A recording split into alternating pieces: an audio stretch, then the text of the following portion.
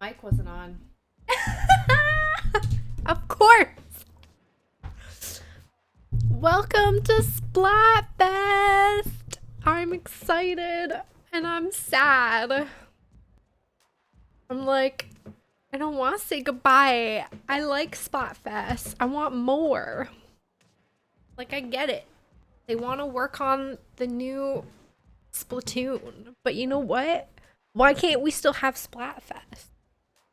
Why not do some reruns of the other Splatfests? You know what I mean? Know me? Oh no, I'm gonna cry.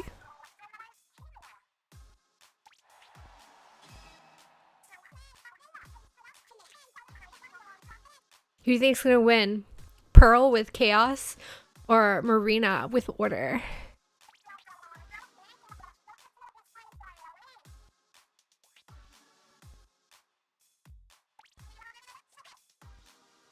Blam!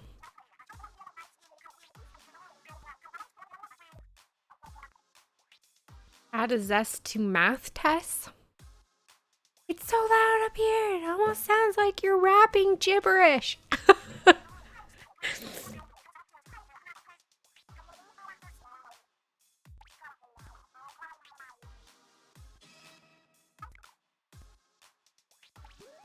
Like, why can't they just... Why can't they have more? I mean, how difficult is it actually to just have more?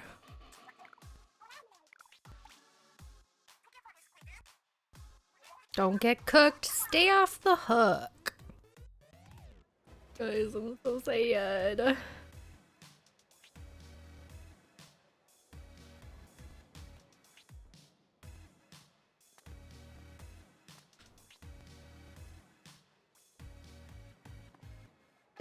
Don't eat my order. Oh my god, I love it.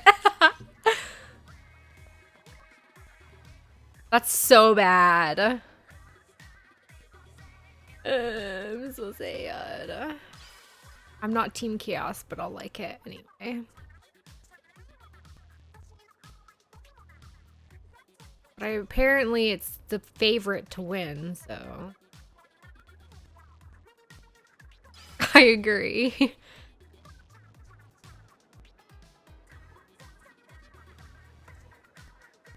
No.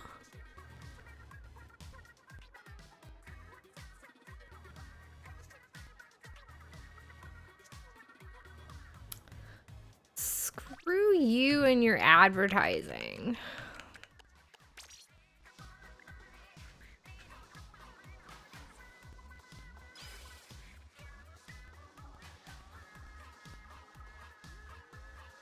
Oh, wow.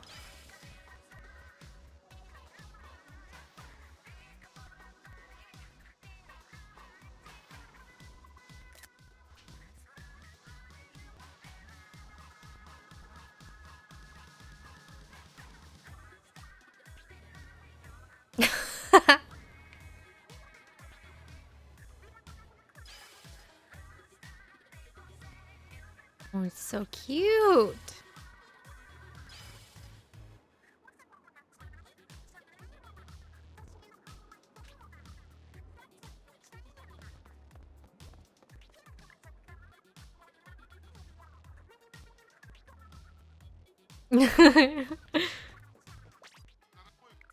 Okay, we want money.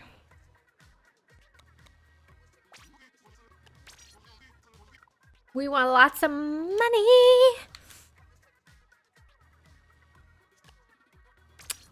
One left. I don't care, man. Oh. Can you make me sit through another movie?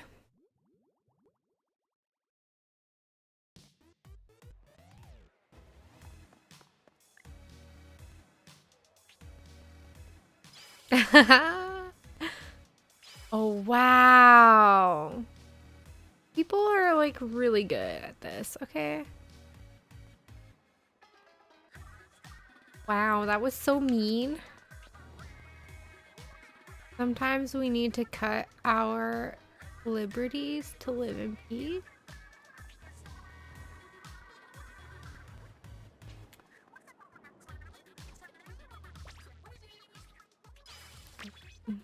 I think cute. My anarchy symbol.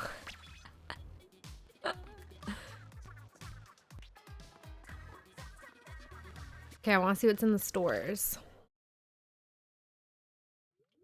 Oh, I forgot to get my chunks. That. Oh well, whatever.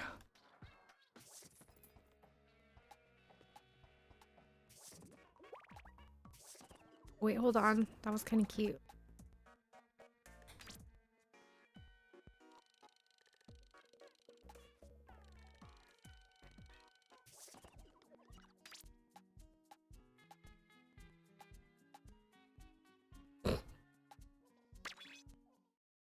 Nada. Nada. Okay. Let's go. Do this, man.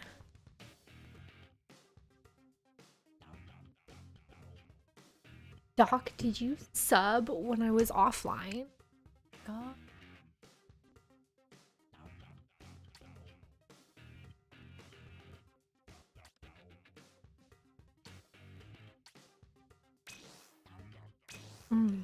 We're just gonna do solo. We just gonna do solo. Oh, I was gonna change my gear and stuff. I don't even know what I'm wearing or what weapon. Okay. Cool.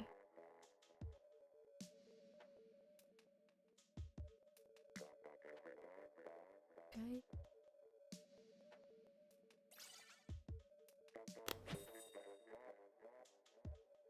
I want more Splatfest.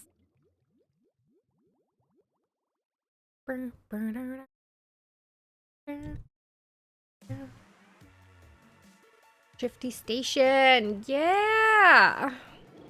The variety crew.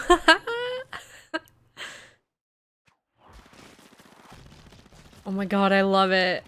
It's so cute and it's so pretty. Got silver, guys.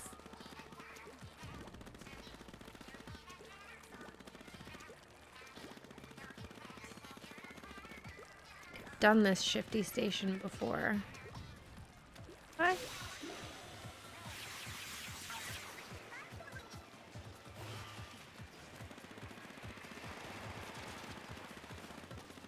How do you...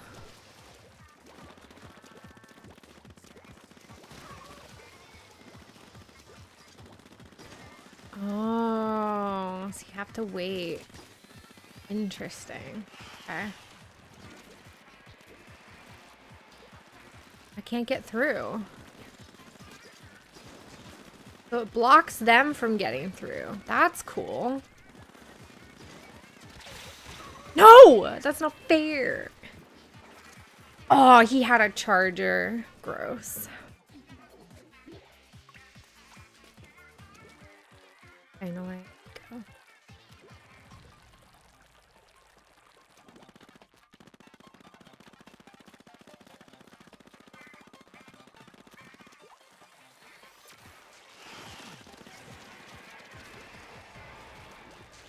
Well, they still can get through.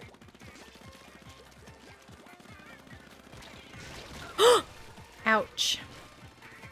I don't know if I like the gold color. I mean, it's kind of like a rose gold.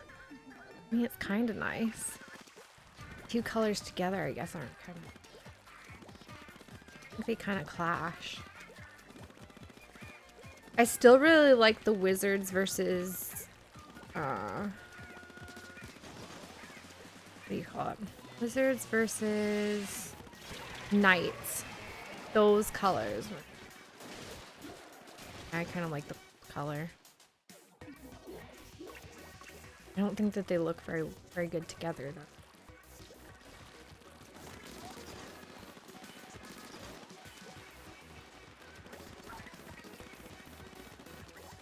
We're in danger, guys.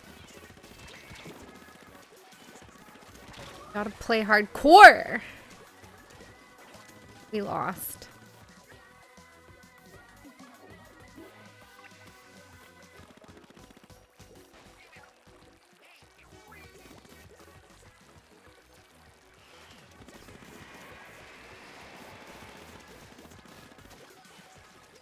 I didn't get a single kill. Guys, I'm so rusty. The rust is real. This is terrible.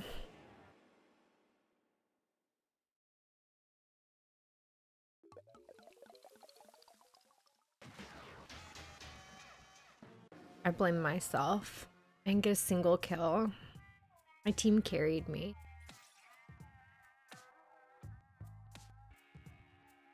That's so bad. So bad. I didn't get a single kill. I need to change my weapon. I want to change my gear. I want to change everything. I'm unhappy. I like my shoes. My shoes are good. I need a better hat. What the hell?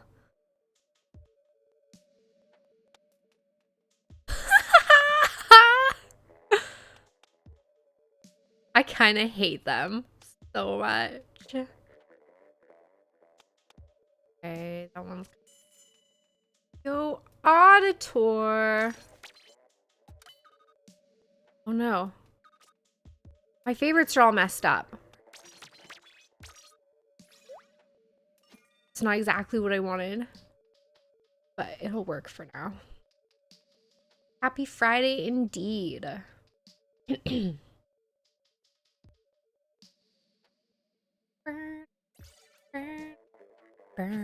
Yeah, my hands are gonna be so sore, but the last Splatfest, so we have to. We don't have a choice.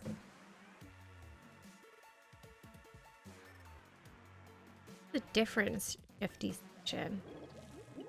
Oh sweet, I'm on a 4-win streak apparently. Oh dang, you can paint the clear.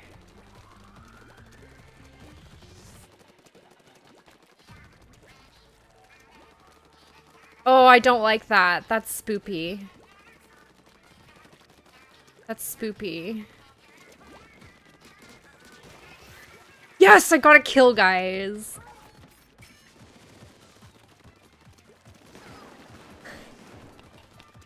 Get got, bro. Okay. Get out the button. Roll. Forgot. No. I was unprepared for that.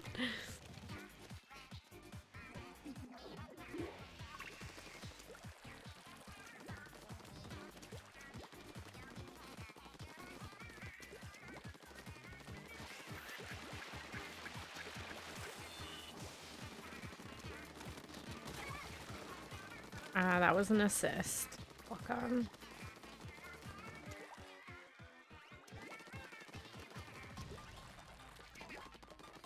We had a suicide bomber. I mean, he tried.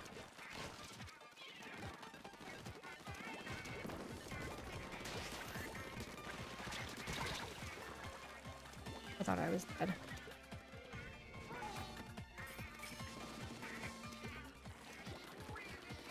Who's messaging me? Wait, it clears off? Oh, it's shuffling. Dang. Yeah, last Splatfest ever for Splatoon 2. Because they're going to start working on Splatoon 3. I mean, they've already started, but they're focusing all their efforts on that as opposed to making us happy with more Splatfest. How could they?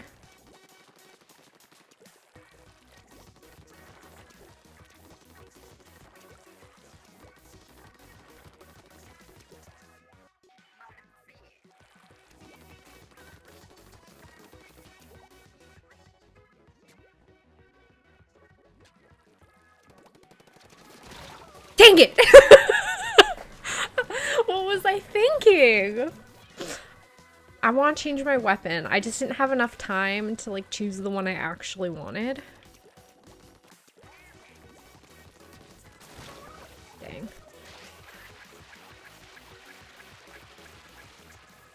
Maybe the best thing to do, actually leave the match, because then I have more time to actually choose. Having a hard time doing it in the time frame they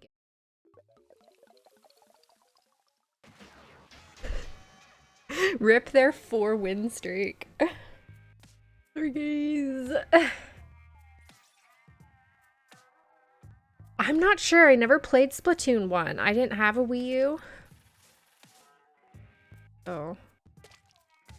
But I had it. Apparently there were a couple things that...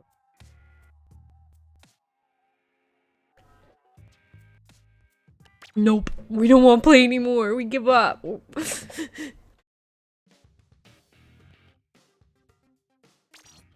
Equipped.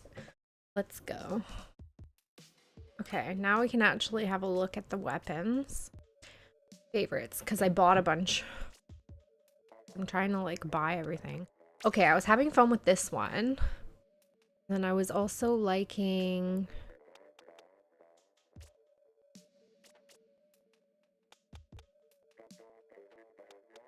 Ooh. Don't want the trap though.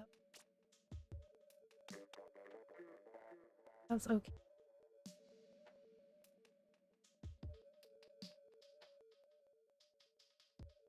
Oh, the blob blobber was really...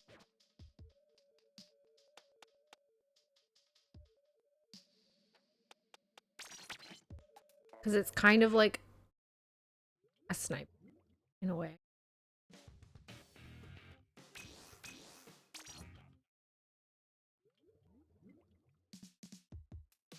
It'll be good regardless. Guys, I bought a new CPU because it was on sale and I'm like, hell yeah, let's do it. When I built my computer, I could have sworn I got, oh crap, what's it called? An AMD Ryzen 5? But apparently I got a Ryzen 3. And I didn't realize that. So I got a 7. Said, okay, we're going full. We're going full. And I gotta get a new graphics card. That's what I want to upgrade. And then I'll put the current ones that I have into a new PC that I'm gonna build, just like a small dinky one so I can dual stream. I'm excited. It's gonna be great. Oh yeah, I'm ready. Let's go.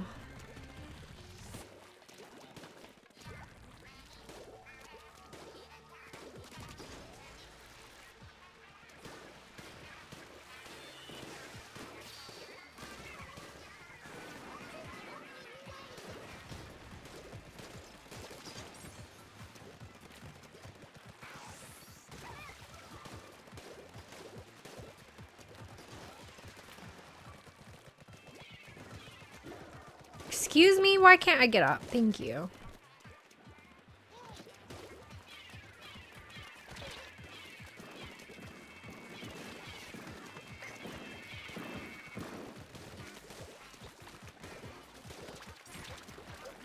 And run out of ink. I knew it. Got him. Get got.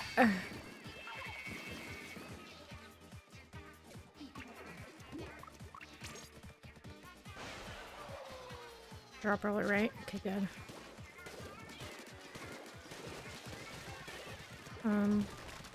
Get got, bro!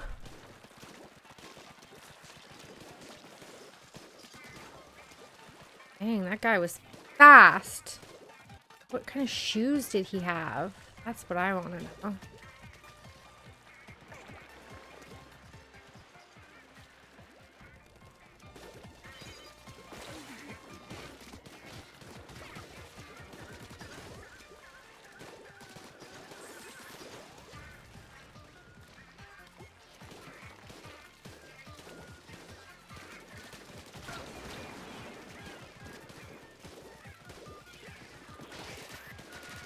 Nothing more dangerous than someone with a weapon and they know what they're doing.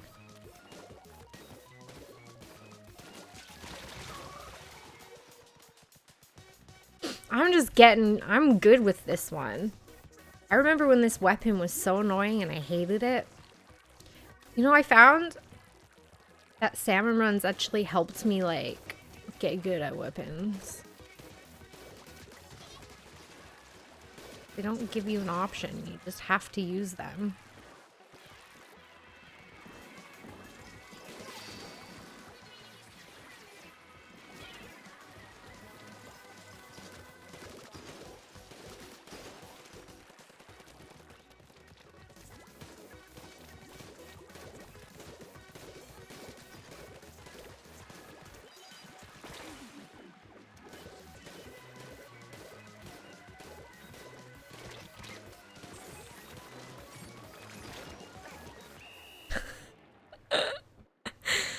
Did we win? Maybe our first win. Are you serious right now? Are you serious right now? Oh my god, I can't. That's not fair. That's not fair. By 0.5.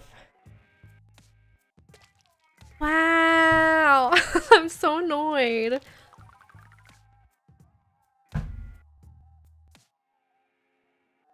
That's so annoying. R.I.P.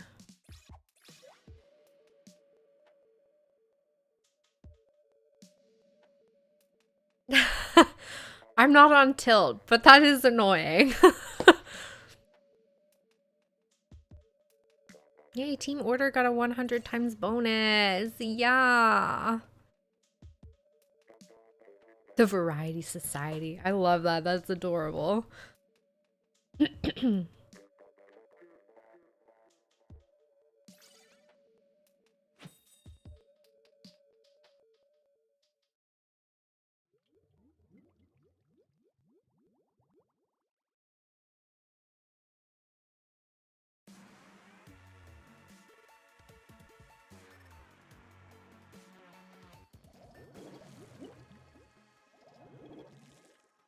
Mr. Pew Pew.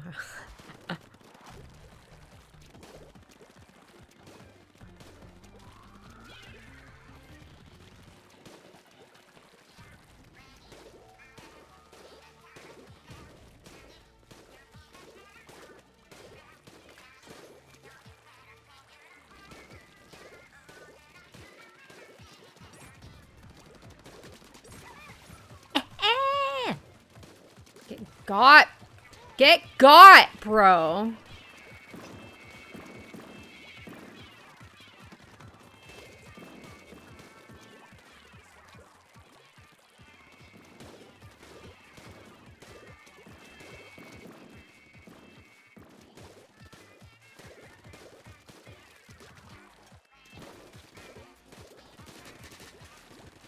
Whoa, that guy has like major armor. Oh, because he's got the umbrella. Oh, the triple.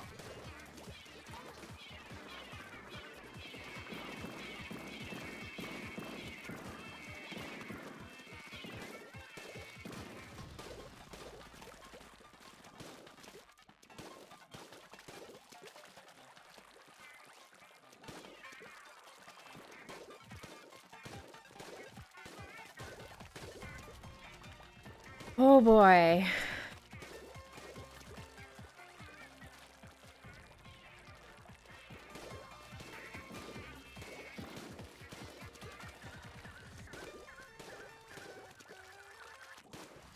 Where is this person?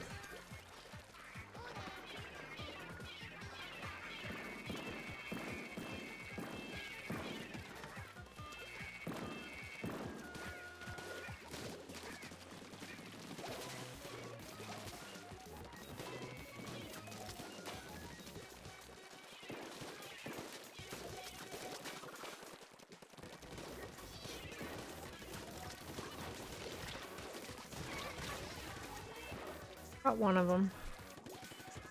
I mean, it's not looking good.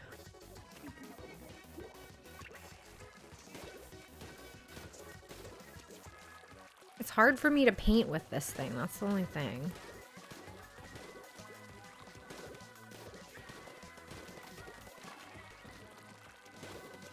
Okay, now what I want to do is I just want to go. Oh, shit, you guys, this is bad. This is bad. My teammates just keep dying.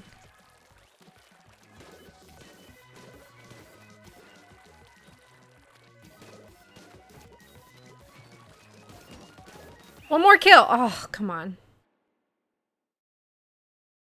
The ER, I definitely did not go to the ER. The bleeding wasn't active, so they wouldn't have done anything. But it's like, it's real gross.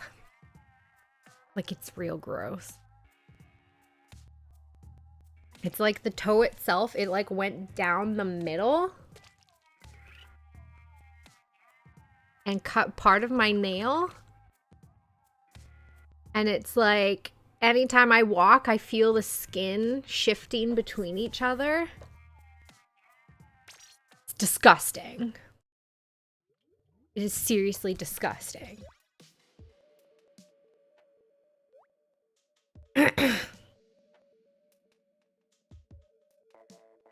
Hold on, I gotta tell my boss. She's trying to find people to help cover my shift.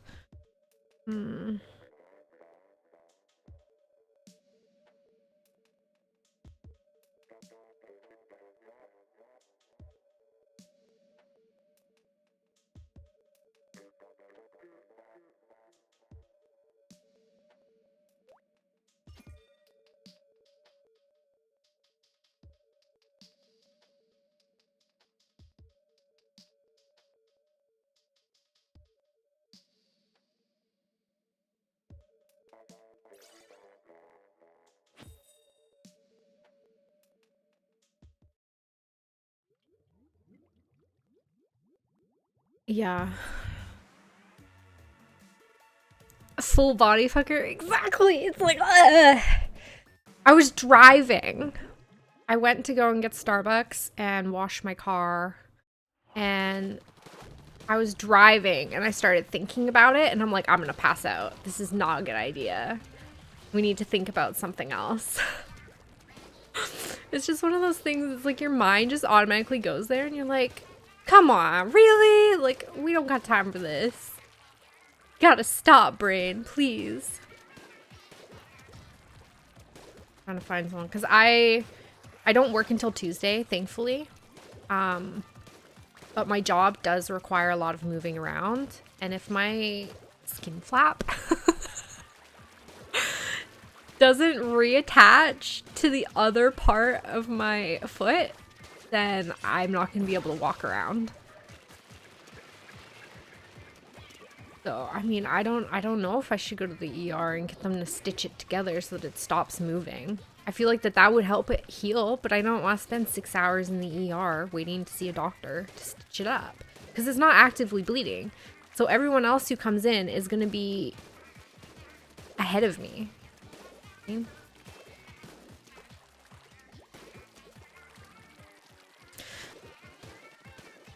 just don't know if it's worth it.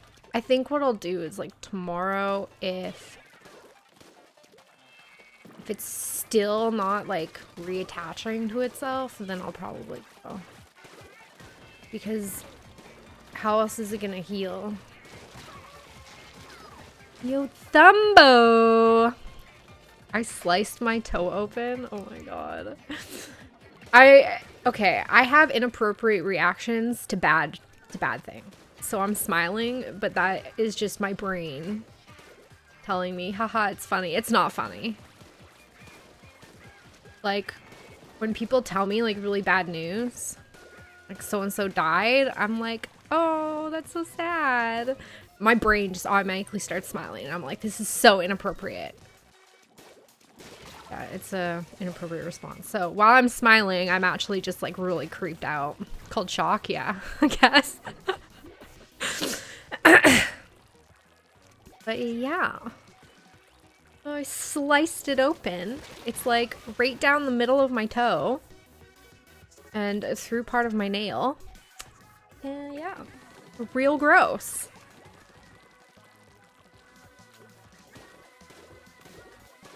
I don't know. I think I think the best option is to try and just let it heal on its own. But if it's not, like if it's still shifting and moving apart from itself, this is so good, then I need to go to the ER and get them to put a stitch in it. It stops moving.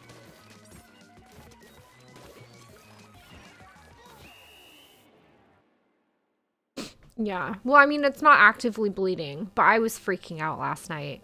Because I, like, stubbed my toe. I'm like, oh, that freaking hurt, man. And it's the same toe I had stubbed earlier this week.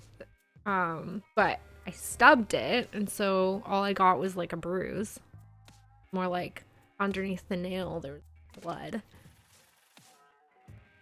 But yeah, so... Oh, man, now it's gonna be bruised even more. So I get back to my room. Because this is after I brushed my teeth last night. I'm walking back. I'm watching a stream on my phone, and I'm like, that was a stupid idea. I didn't pay attention to where I was walking. I was like, oh, that really hurt. And then I get back to my room, and I, like, look at it, and I see blood, and I see it's, like, cut open, and I start freaking out.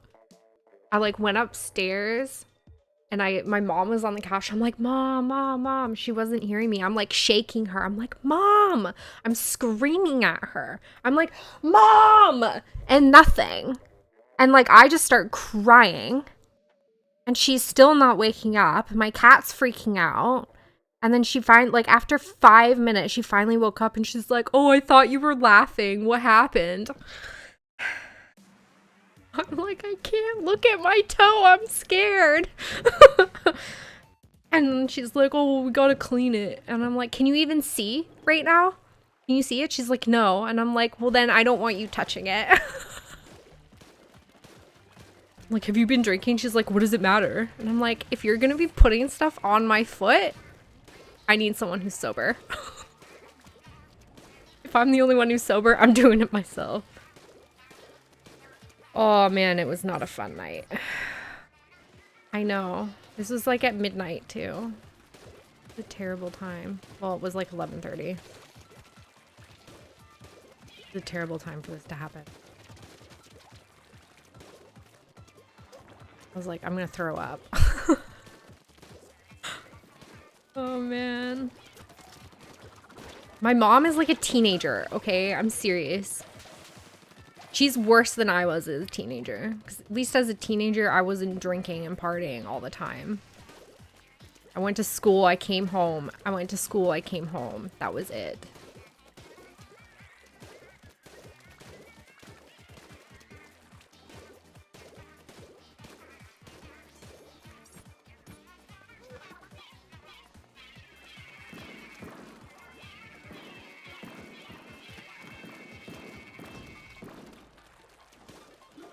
I know. She's like, well, let's get some Bactine and let's get a Band-Aid on it. And she brings me this tiny, dinky Band-Aid. And I'm like, we need a bigger one than that. Okay? This is not gonna cover it. Get got, bro!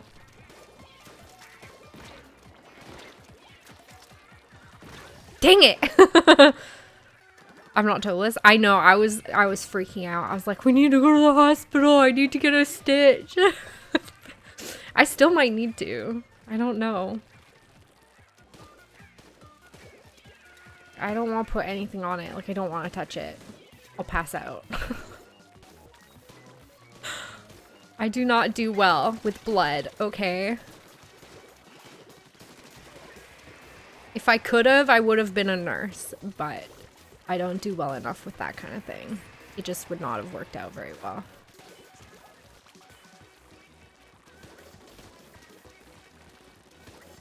Of doing the job that I would have gotten paid a lot to do.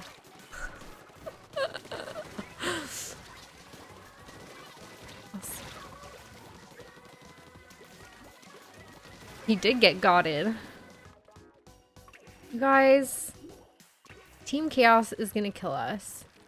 I really thought Marina. I voted Marina because I was like, I really want her to win one because apparently Pearls win a ton of them.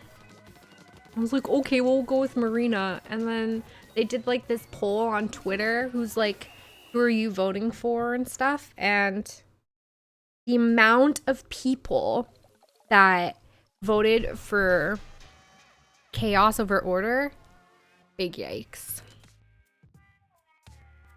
I know. My cousin's a nurse and my aunt's a nurse.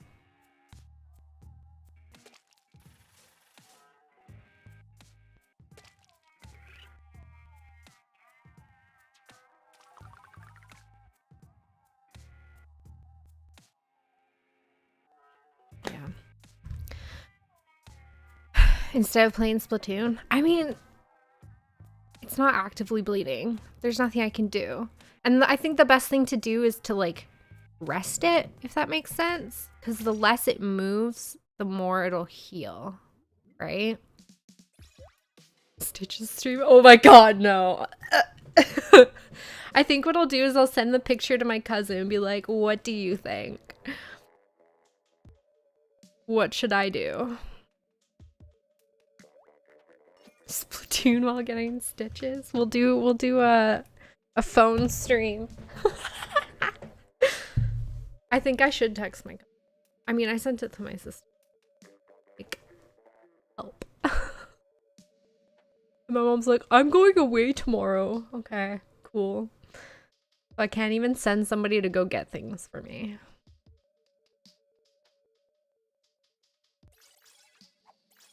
I mean, like, I have family, friends, and stuff I can ask, but my hands are really sore.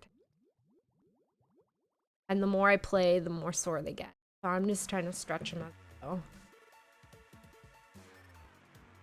I found that popping my fingers has been feeling so good. And it's probably not a good thing to be. But it feels so good for like 10 seconds. And then it's back to feeling terrible. But I'll take that 10 seconds of relief. Nah, mean, guys. Where'd the guy go?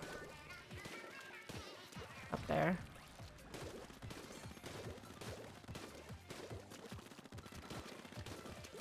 Oh, I freaking missed him.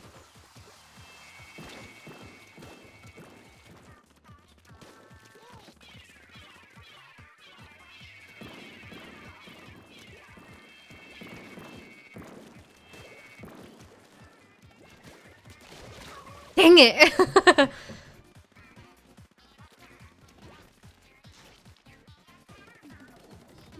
Oh yeah. See, as I was like growing up and everything, people would always do that and it freaked me out. I'm like, don't do that. It's so gross. It's so creepy. I hate it. But now that I have all this like joint pain, I'm like, the fear is definitely gone. It doesn't freak me out anymore. I think like the first time I actually got it to crack, I was like, oh, that's weird. But then I was like, it feels so good. I got over it real fast.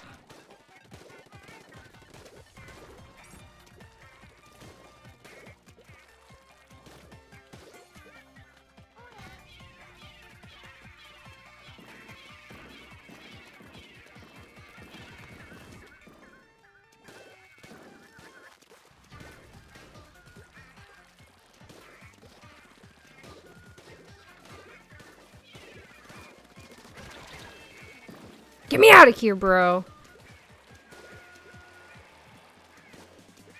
I want to see how we're doing, but I'm also like, need to die to do that because let's be honest, to keep painting. Oh! I mean, we're doing okay.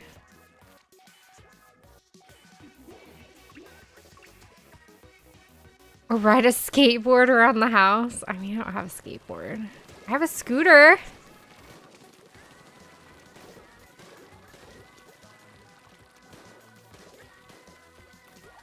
My old email was like scooter chick. I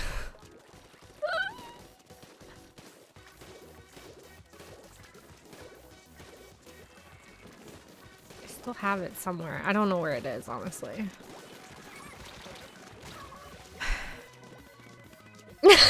Yo, muters! How's it going? Side cracks? Yeah. I've mostly just been like pushing on it and it's been cracking. I don't know if you guys don't like this. Sorry. But it feels so good. Because like this doesn't do anything really. But I can feel it like... I can feel the joint like grinding on itself or whatever. It's just like... It's like... I describe that.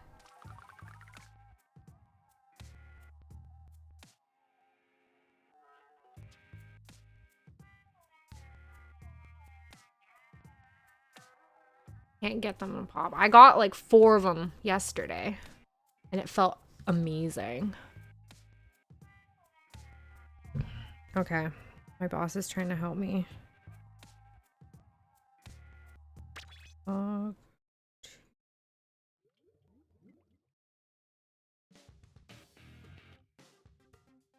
Actually, it would be really nice if the pharmacy had delivery.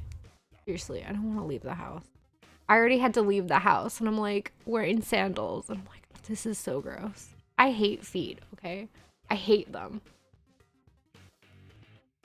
I wear socks whenever I can. I'm like, I don't like feet. Feet are disgusting. I understand that some people like feet. I know somebody who does. Like, more power to you, but I can't. See, mine don't smell. I wash mine very thoroughly because I'm just like... It grosses me out. Some shoppers do delivery. Okay. I was wondering about that because I know that Save-On does, but I don't know how much it would cost. Honestly, at this point, I don't even care. I just don't leave the house. And I know if I were to order on Amazon, it would take 2 days. I don't think My Shoppers does, but I know that Save-On does. The ultimate human technology. So true. They're so freaky. I just don't like it. Like, I understand the evolutionary process behind it. And, like, if we didn't have toes, we wouldn't have proper balance and whatever. But could evolution have made something better? Because it's gross. And I'm lucky that I don't have toe fingers. I would be, like, horrified. I think, honestly, though... If that's what I had grown up with, it wouldn't have been so bad. Because it'd be, I guess I'd be used to it. I think I'd still hate them. But, oh my gosh, I can't. I know someone with toe fingers. And I'm like, gross.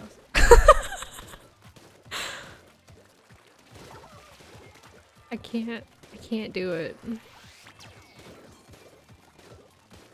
I also have mad respect for anyone who does pedicures.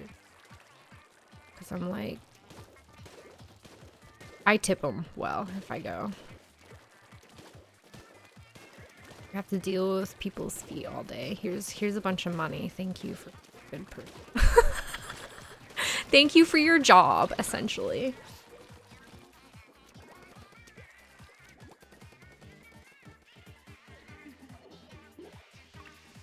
Are we getting on the feet subject? Oh, yeah. I sliced my toe open last night walking to my room from the bathroom after I brushed my teeth. I stubbed my toe on a drawer. That was like, it's from a desk. It's from this desk, actually. So it's like the metal part that keeps the drawer on the rollers and stuff. Yeah. Sliced it. Sorry about the gross talk, guys, but we're gonna be real. It's real, okay? I could lie to you and just be like, no, it's fine, I didn't do anything, but no. TMI. Get over it.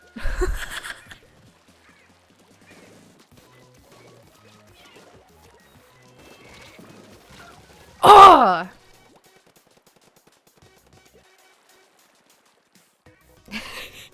See, I will.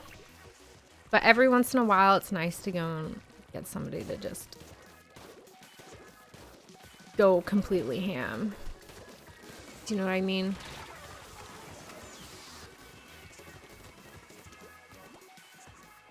tickles a lot. But if you've never had a pedicure, I don't care if you're a guy, you should at least once in your life. It is life-changing. It's weird at first because it tickles, but my God.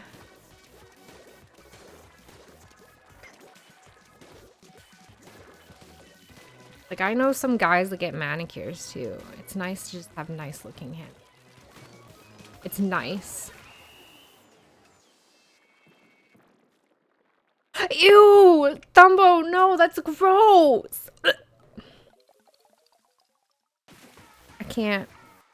Okay, I just want to see if Save On will deliver to my house. Nice, every now and then. Nice! I'm serious. At least do it once in your life if you haven't. Because it's so nice. And you're like, damn, how'd they get my nails to look so nice? Don't want feedback. I want, ooh, shopping basket? What? Okay, hold on. I don't want specials. Oh my God, what am I doing?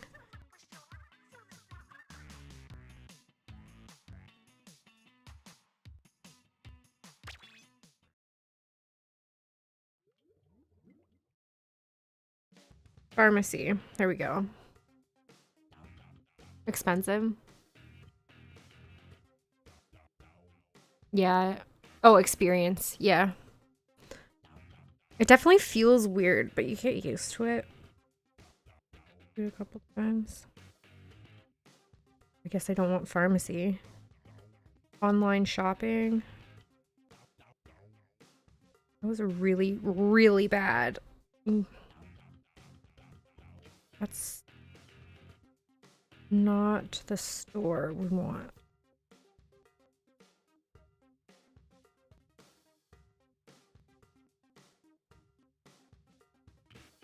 Like, I just said use location services. Why do you need to know my postal code? Seriously! Use 2 fingers to move the map. Okay, cool, bro. Few more details. Yeah, acrylic nails are not great for your... They definitely make them a lot, like, better, though. Like, because mine break very easily. That's why I don't bother getting anything fancy. Because I'm like, it'll just break in a couple days. Okay. Maybe I should just search. Where's the search?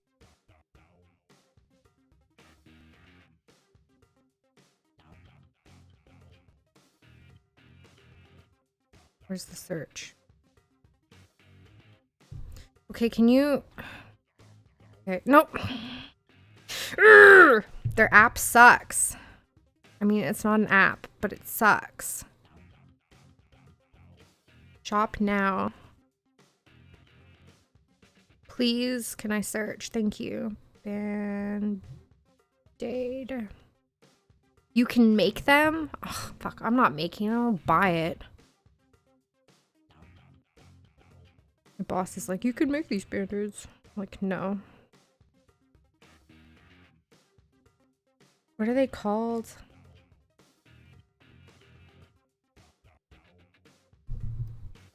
Stabby toenails. You know what? My friend got acrylic nails on her toes, and I didn't know that was a thing. And I was like, I don't know if I'd do that.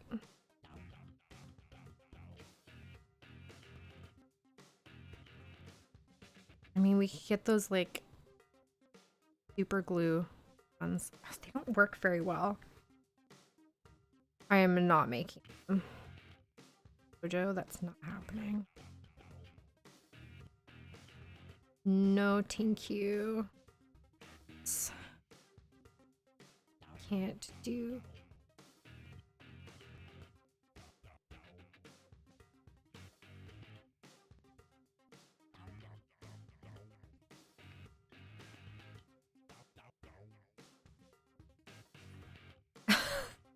Deadly toe weapons. Hell yeah.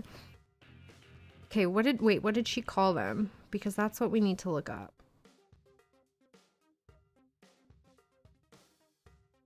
Butterfly band-aid. It looks like this. Is that what that's called? A butterfly band-aid?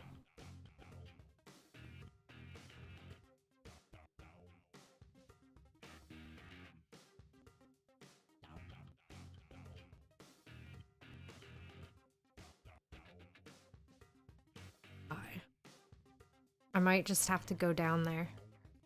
Because I don't think it's lunchtime. Okay. Let's not talk about gross stuff. I mean, I have to go to the store. Because they don't have it. I have to go to the, like, drugstore.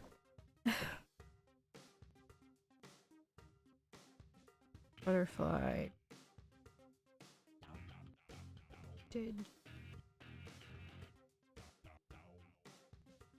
One of 6. What the hell? That's a plate. I don't want mascara. I don't want a movie called Flight of the Butterflies. What the hell? I look up butterfly bandage. That's an option.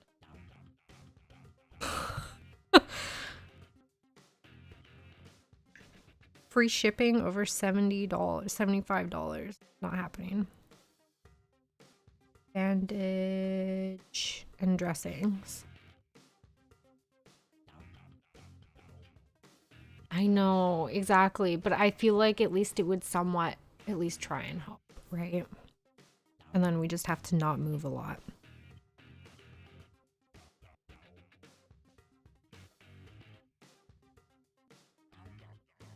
I wonder if they have like, what do you call it?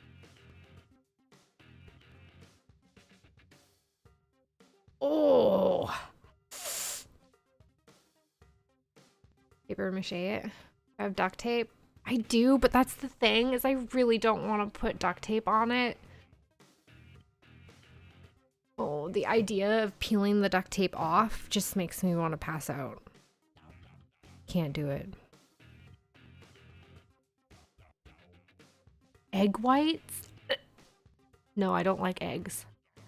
So I don't have eggs.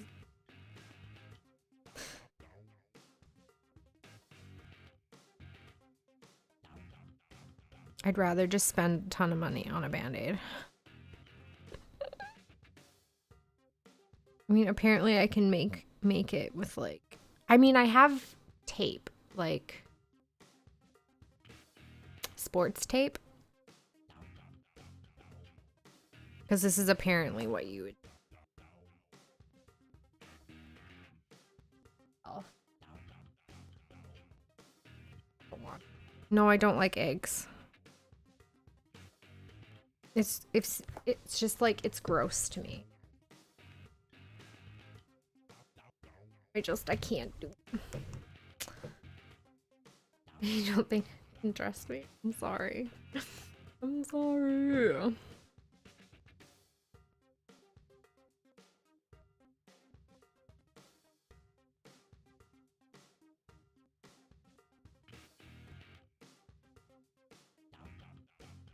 Up a band-aid.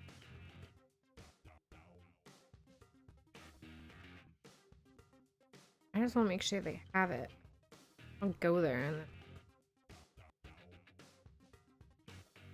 need gauze. I have gauze.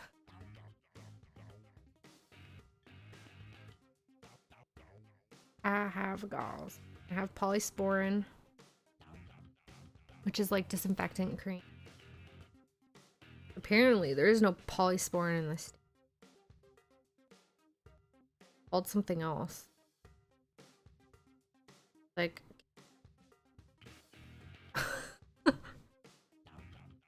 You know, I feel like it would just be a lot easier if I did it on my computer. I'm sorry.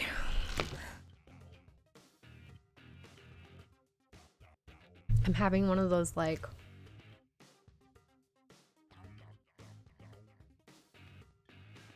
Like, it's making me feel sick. I have the gauze and the tape, but I don't feel like it would hold it together. It's one of those, like, what do you call it?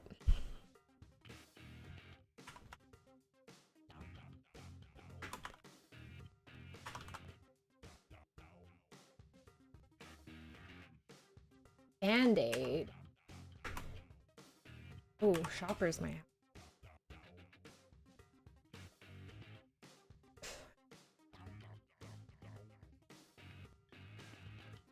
Like, yeah, I could put gauze and tape on it, but I feel like it's not gonna hold it together.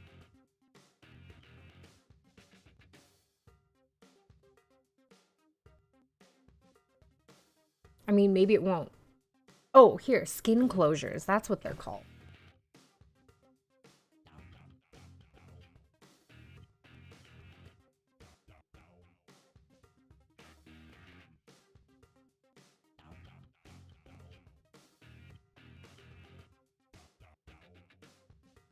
Really? Apparently they have medical cannabis.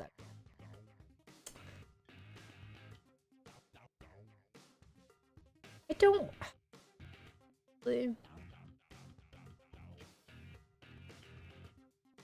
This just tells you what to do.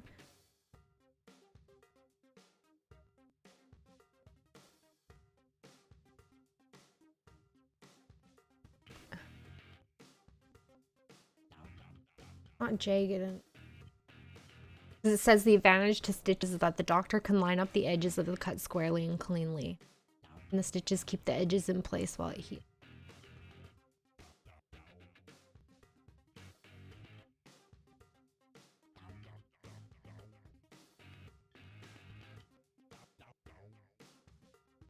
But then it says super glue they use more and more.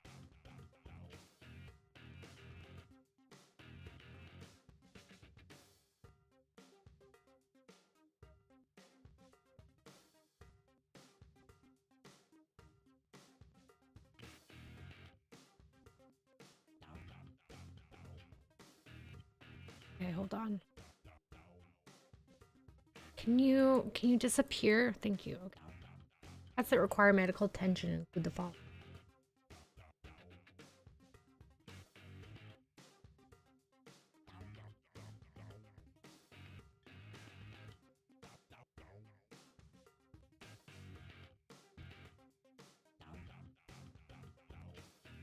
I mean, I only have one of the signs. It's talking about like 6 different ones.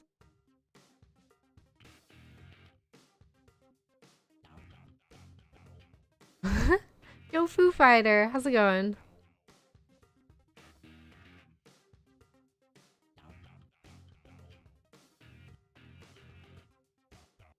So you get yourself to keep working for these companies? Oh, I feel that. I talked to my doctor about using cannabis products, and she said, cool.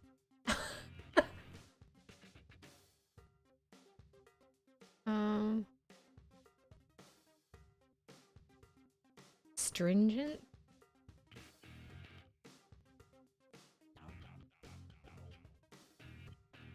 Help keep the cut moist.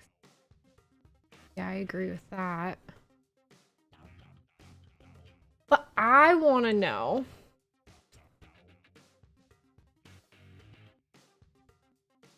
Like, this is just telling me about cuts.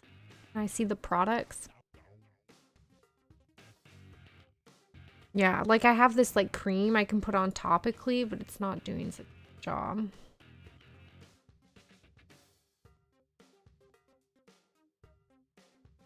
Like my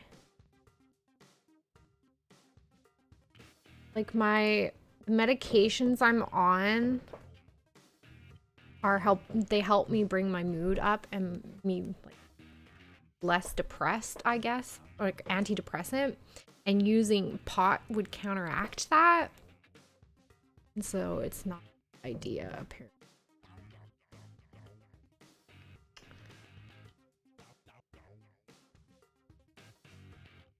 Drugs, perfect. I'm like, CBD oil would be good, but then my doctor's like, there's nothing proven that it'll actually help him. But can't I at least try it? But then there's no data to prove or disprove that there's an interaction with drugs. I don't want to be guinea.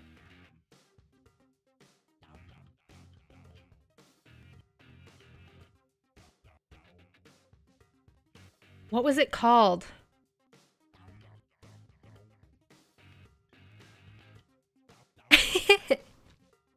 My doctor's an old man. She's a lady. He's a lady. He's very smart. 3M said. Goal. Richie baby. That I have. They don't fit well on your feet. Specifically toes. I like the idea of scootering away though. I don't know where my scooter is. I think it's like, oh here, this is the, feels painful skin cracks, but this is really a crack. I'll probably just ask the pharmacist. Oh, here. They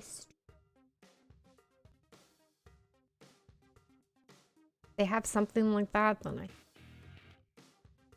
I'll just go in and ask the pharmacist. Me? You think they'll clean it for me? I'd be like, yo, bitch, what do you want from me? Do it yourself. God. I think the Bactine I have too is out of date because it's probably old. Didn't even sting when I put it on. Please clean my toe.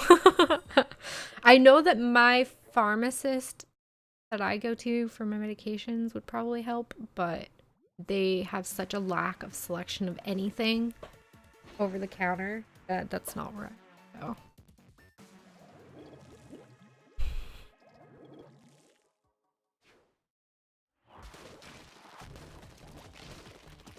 I think I want to switch to roller after this. I'm tired of not being able to paint properly.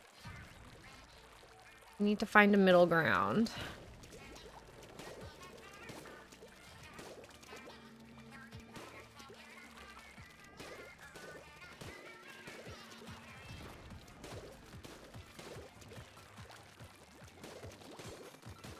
No! How did that not kill him? Use a scooter for the next month regardless. Oh my god. I'm down. I need one of those ones that they have when you have a cast on your foot. You like kneel on it. I want one of those so...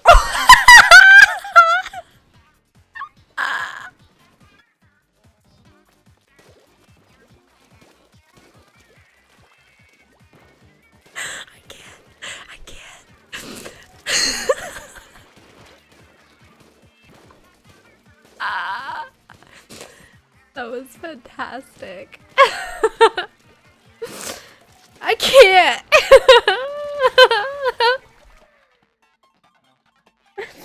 I can't. Oh, that was too good.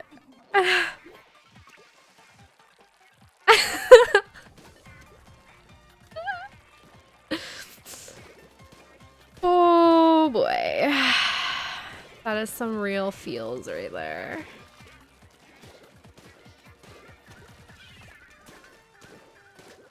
Oh, I almost got him.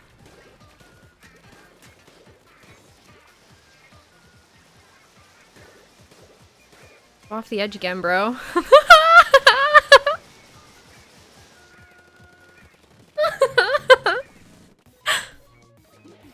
Oh, I'm risking it. Gotta risk it for the biscuit, guys. You good, I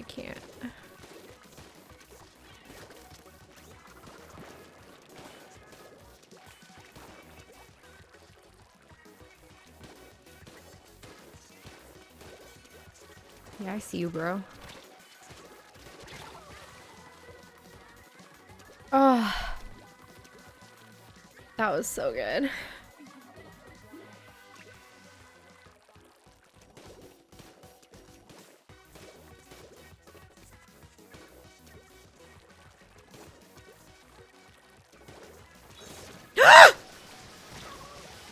I was not ready. I was unprepared. You guys, we got destroyed! Oh, man. Jump scare? No, it wasn't a jump scare. It was more of a I was unprepared. I didn't expect him to pull his special and then I couldn't get away. That was a 10 times battle too. Oh, it scared you? I'm sorry. Oh, that was too funny. I can't.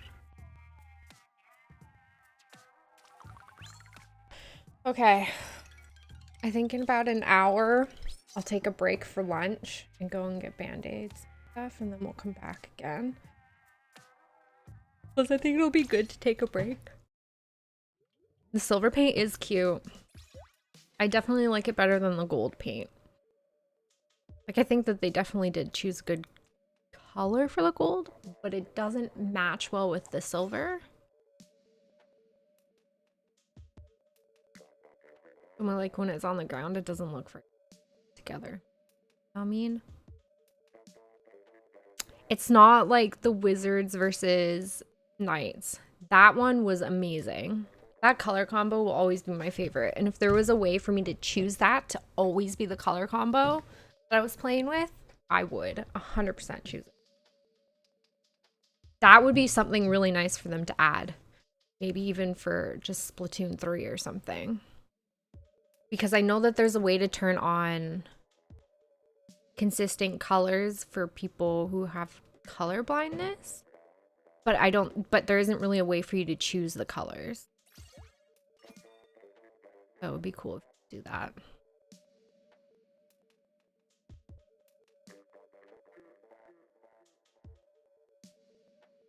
Or like choose your top 3 and it cycles through them. I don't know.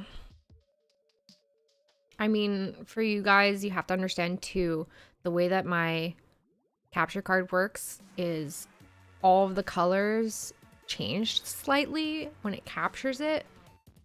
So what you see is a little bit darker than what I see. I think it adds more of a green tint.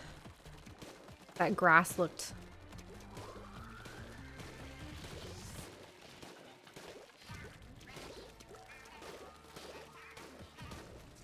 It adds some sort of tint to it.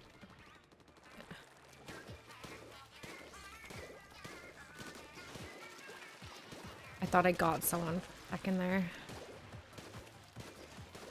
Dang it.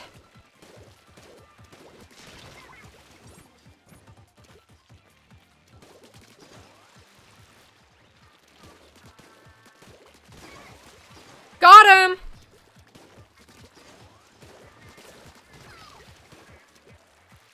The triple. Where's my team, guys? Come on.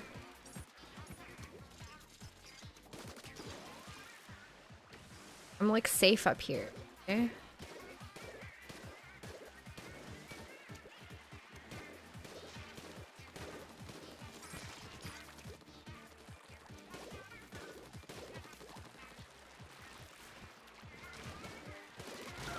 Dang it.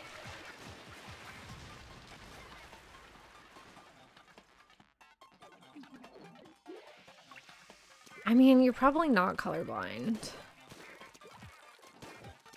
I mean, my cousin's colorblind.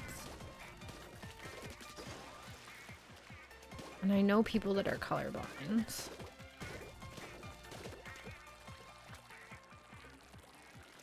I mean, the cool thing about it, I guess, I don't know if I'd call it cool. I don't know if that's the appropriate word. But is that's all that they know, so they don't really know what it looks like to not have color blindness, if that makes sense. I don't know.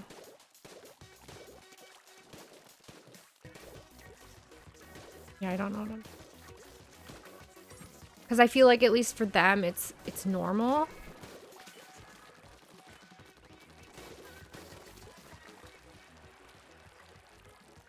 Makes sense. As opposed to like something like for say like you were born hearing or seeing and then you lose those abilities, as opposed to being born with it. It's like all you know. That makes sense. But I do know what you mean about distinguishing between colors. I can relate that to something else. Me, it's like the font size. If I can increase the font size on things, it makes it a lot easier. I can understand that. And like for me, when I'm watching a movie, subtitles are a huge must. And even like TV shows. Because if I go into a theater and watch a movie with a friend, I feel like I miss out on half of the movie. Because a lot of the time I'm just trying to figure out what the conversation is going on. Yeah. I have hard of hearing in this ear, but not so much that it affects me. It's more of the way my brain interprets what it hears versus what I read. I find it easier, like, as hard as some words are for me to understand, it's easier for me to read and hear at the same time than it is to just hear or just read. That makes sense. Yeah, it drives my friends nuts too. They're like, oh, subtitles on the bottom are distracting. And I'm like, get used to it. I need them. Repeat scenes. Exactly. Because it's not necessarily that I miss the dialogue, it's that my brain doesn't interpret it fast enough. Exactly. Text reinforcement and processing. 100%. 100%. Like I went and watched, like I've been using subtitles for about 2 years now. It's made such a huge difference that when I go and watch like a movie in theaters, like I know they have those like subtitle machines and whatever, but I leave them because I prefer to, because they don't have very many of those. And I prefer to let other people use them who need them more than I do. But I definitely miss out on parts of the movie because I'm too busy trying to like figure out what's actually going on. I'm like constantly like, if I'm with someone, I'm like constantly, what just happened? What did they just say? I'm confused. Like I'm not a stupid person. It's just how my brain works. I didn't realize how much subtitles actually affected me until I became accustomed. People are like, oh, but you're missing out on like the action parts of it. I'm like, oh, you can't understand the conversation that's going on. You miss out on the movie that way.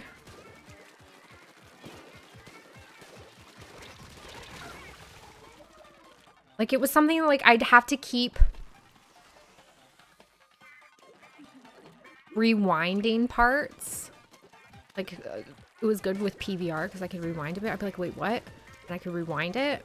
But when you're somewhere like a movie theater with a bunch of people, you can't rewind the movie. It doesn't work. You can't just be like, yo, projectionist, can you rewind it? I missed that conversation. I don't understand. Like if there was, I would really be happy if there was an extension that I could add that would add closed captions to my stream. Like I know that there's nothing I can really do about other people's streams, but if there was a way I could make it easier for other people to watch my stream, I would 100% do it. As far as I've seen, oh man, I knew it was gonna fall. As far as I've seen, the ones that I've found are not very good.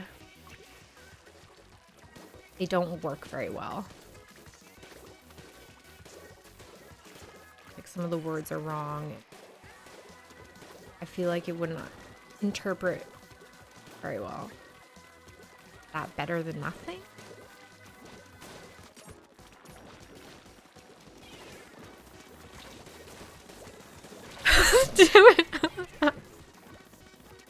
Got to go with that Team Chaos. Yo, get out of here with your Team Chaos. Get out of here, man. Team Order for the win. Yo, Jerry, how's it going? Welcome. Yeah, I think there is a closed caption. I just don't think it works very well. Like, I know on YouTube, if you want closed captioning, you have to get an annotator or do it yourself. Like, there isn't an AI that does it. Whereas I know with Twitch that there is AI that they have. It's just not advanced enough.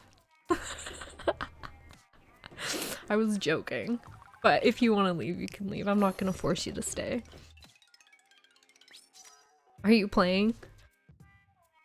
Are you playing as well? The majority of my friends chose Chaos. Yo, Ultra! I saw you just logged on. What team did you choose? Because I can't remember. There were a majority of people that chose Chaos. Yeah, I figured you were one of those. Because I think there was only 1 or 2 people that chose Order. And I was like, damn. It was definitely a decision I wanted to make on my own and not like, oh, what are you choosing? I'm gonna do that one.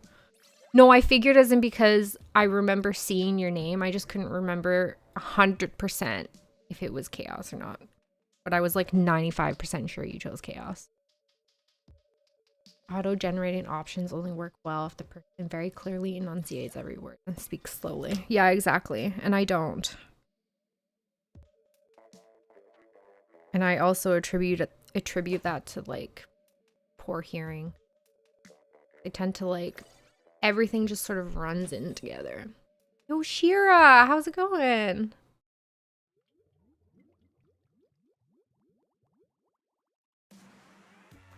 Oh, that felt great. Did you hear that?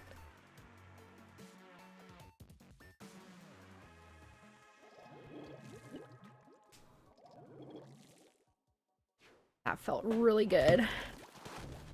Especially because that finger was actually driving me insane. Oh, Ultra, I can't play with you now.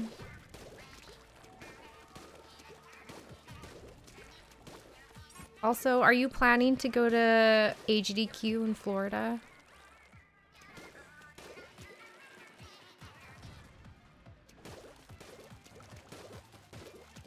Are you talking about me? You met me once? I remember meeting you once. Yeah.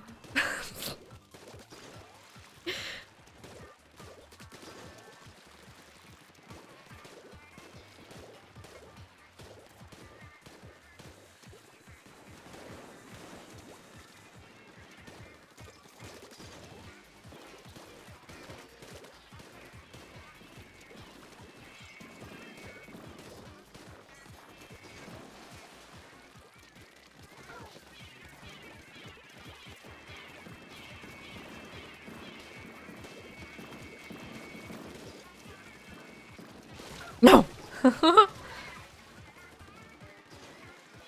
You want a different world? What do you mean?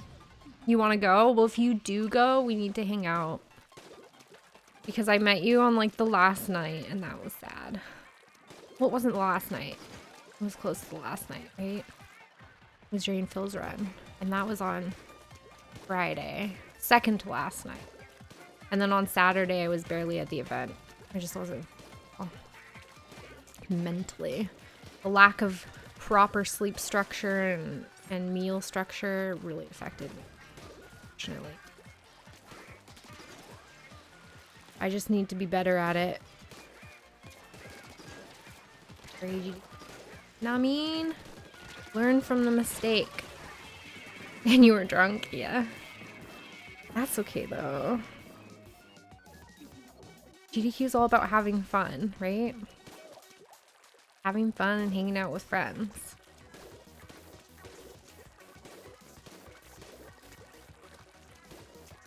All that matters is that you had a good time. None of your updates will download? Are you connected to the internet properly? is your download rate working?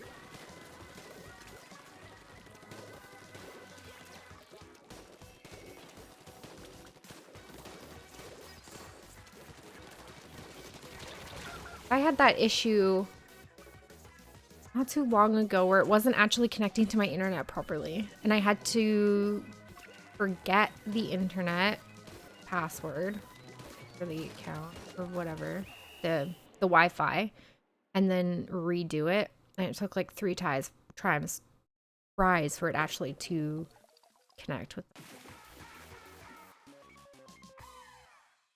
Oh, I see.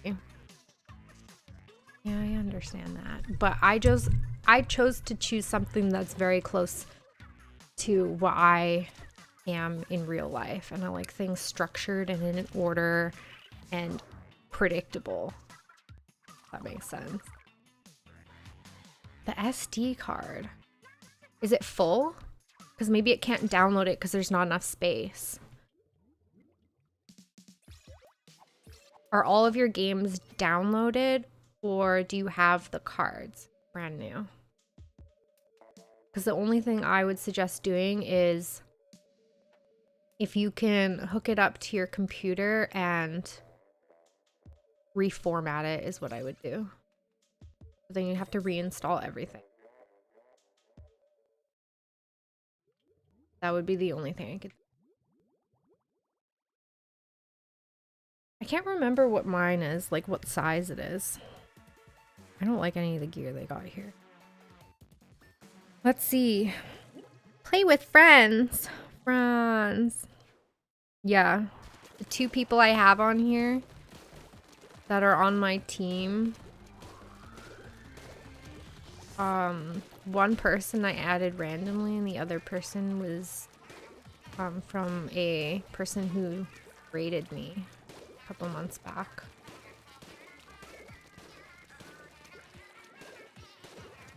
So no one else, everyone else chose chaos.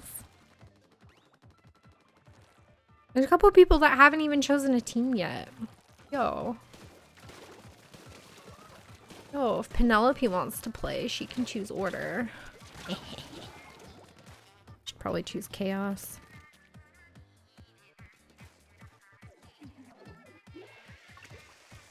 Maybe Swindles would choose order. I just want to play with friends.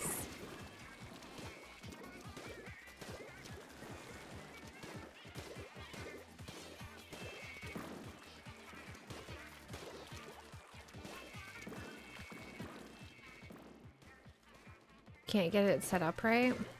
Like, you can't get your Switch set up, or you can't get the stream set up.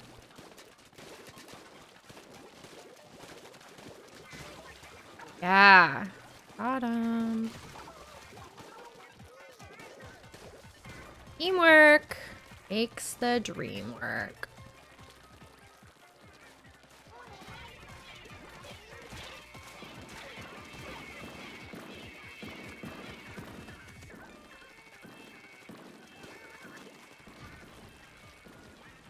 We're actually gonna win this one. Maybe I spoke too soon. We need to be careful. Don't jinx it, guys. Did I get the double or was that an assist? It's teammate.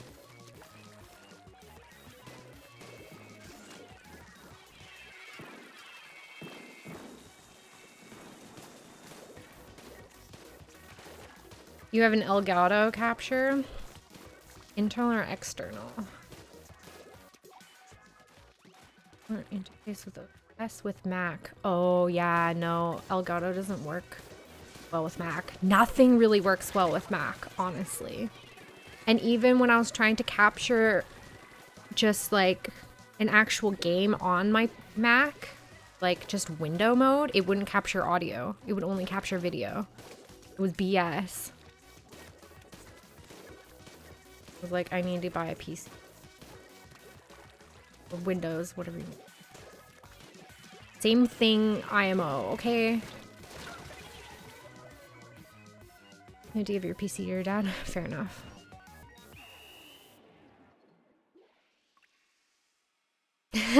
You run around, don't harm me. Yeah.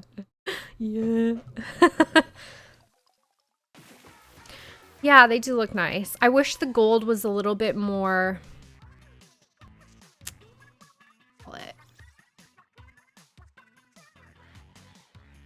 paired. I just wish it meshed better with the silver, because right now I feel like it clashes a bit too much. Yeah, it does look copperish. But it could also be the way that my capture is going, because my capture card makes everything a little bit darker and my skin looks fucking orange. My skin looks orange. What the heck? Now, is that my capture card? Hold on, I just want to see. It's my capture card. I'm Trump. I mean, it looks orange.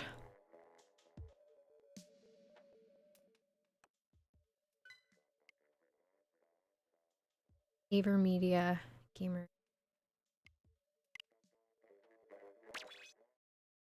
Mine is like some random one. It cost me like $100. And until it doesn't work. Or actually, I should say until I get my streaming PC. I'm not gonna bother. I was more inclined to order, but because Marina was also ordered, that definitely made the decision here. Because I did want her to win the last one. Options.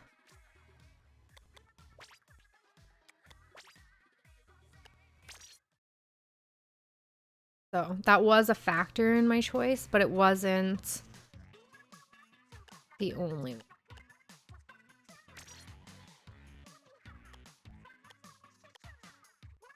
See, I know why I chose this color now, because these ones look pink. You know what I mean? I'm not that pale.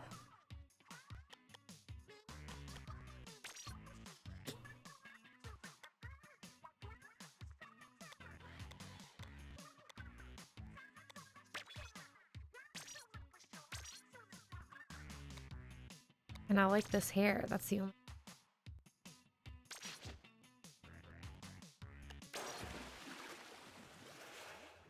Yeah. I don't know. I guess I just have to look orange. I mean, it doesn't look that orange here. I think some of it's to do with the lighting. Screen capture from the Elgato software on your OS. 10 frames per second. Dang. Are you able to split? What is it called? Where you can run Windows on your Mac. You have to like split the hard drive or something. I can't remember what it's called. But there's a way to do it where you then install Windows on part of your hard drive. Boot camp. Oh, you don't have a copy of Windows.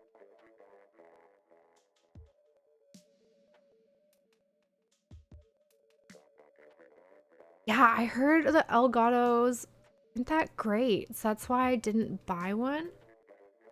But I also heard that the internal one is actually better than the external one. So I was thinking I might try it, but I want to kind of hear other people's opinions on the internal one.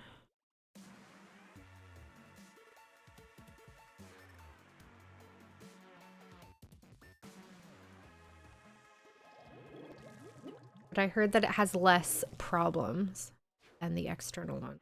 I heard that, like, when I was trying to decide one, everyone was like, don't get the Elgato, it's crap. And I'm like, what do I buy then?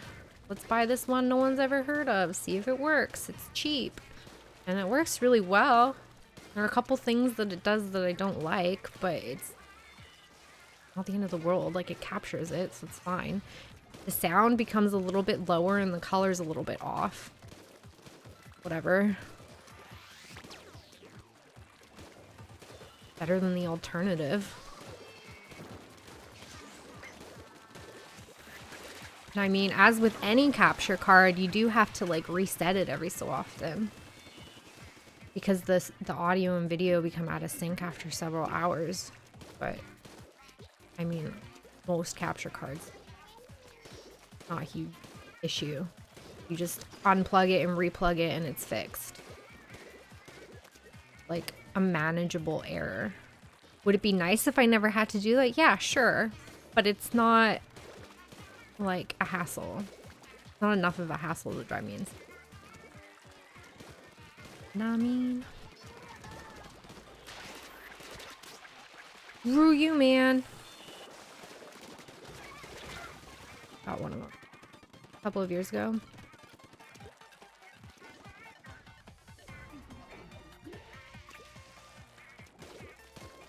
I don't know. I think the one that my friend has, she has an Elgato and it has this thing where it's like the video and the sound are not synced up properly. And then the video stutters every like 5 seconds. It'll pause and then continue, but then it'll be out of sync. And then it'll fix itself after another 5 seconds. And then after another 5 seconds, it desyncs again. Like, it's weird. I don't know how to describe it. It's like the video pauses for a split second while the sound continues. So it becomes out of sync. And then it's like the video catches up. So it skips like half a second. But then it's caught up to the audio. But this happens every 5 seconds. It's actually really annoying. So it's kind of like, at least that doesn't happen with capture. Because that would be annoying. At least mine's fluid. Sounds slightly distorted. And the color is slightly distorted. But it's not unwatchable.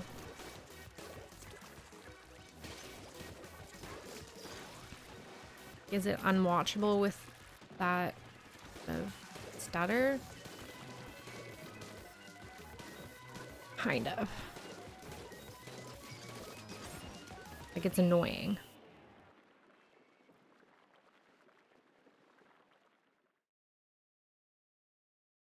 Yeah, I don't know how to fix that.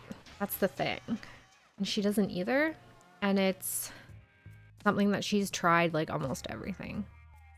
Or she can tell she's tried everything. There's got to be a couple things that we just don't know about that hasn't been tried. But I mean, if that were happening to me with my capture card, I would just be so...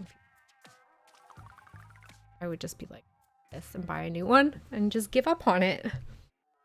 That kind of thing just drives me insane. So that's why like a lot of the PC games I was playing when it was having a lot of issues with lagging and stuttering is why I just stopped playing games, because it was driving me insane. Like at first I was just like, yeah, okay, whatever. But then I'd like watch parts of clips and VODs and I'd just see it and I'd be like, I can't watch this. It's terrible.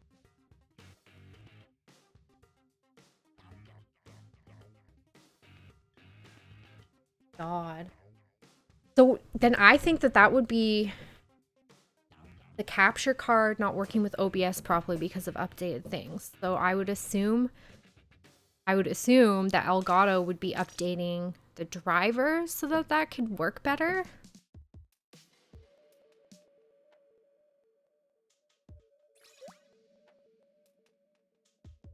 Settings. I don't know how to fix it either, because you probably would have a bunch of settings that you don't even remember. I definitely have that. I should take screenshots of mine in case that happened.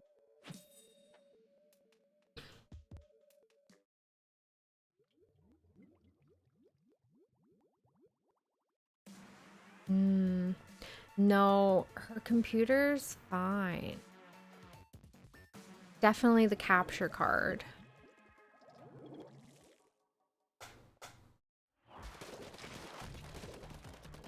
Like, it could just be that the capture card is faulty.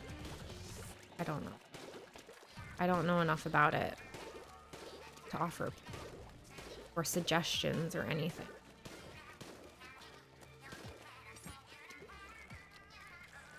One of those things, people at work are like, oh, this isn't working, fix it. I'm like, I don't know how to fix it. You want me to try a bunch of trial and error stuff that you could probably do, but no, I'm doing it. Okay, cool. Like, they couldn't figure out, we got a new TV for our menu board, and they couldn't figure out how to turn it off of sleep mode. So every 2 hours or so, it was starting to just like go into screensaver mode, essentially. And they're like, oh, we don't know how to fix it. I couldn't find anything in the settings and whatever. You wanna know how long it took me to fix it? 30 seconds. Did I know what I was looking for? No.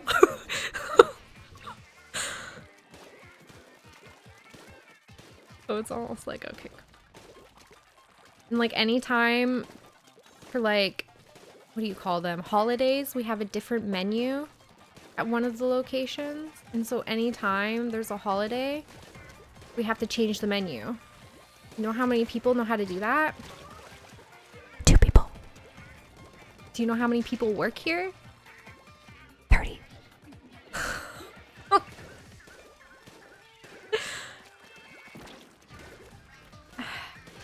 And you know, the other guy who knows how to do it barely works anymore because he got another job that pays really well.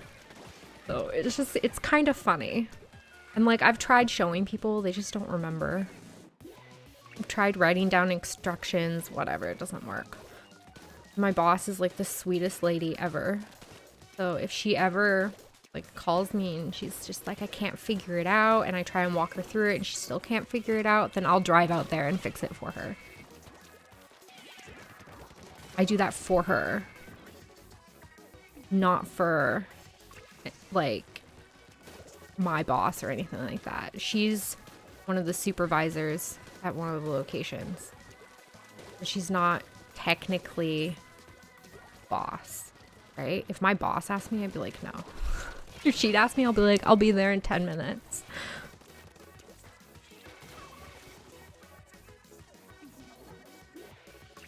Oh, we got someone who disconnected. No wonder why. Ah.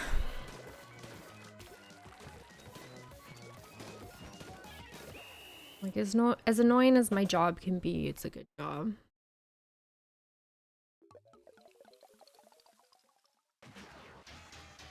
Only so much you can do. And like, I'm one of those people where if someone calls in sick, I'll take their shift. When I call in sick, no one takes my shift. I care more than anybody. There, clearly. It's just annoying. Like, yo, I helped you out. Why can't you help me out? Sad, man.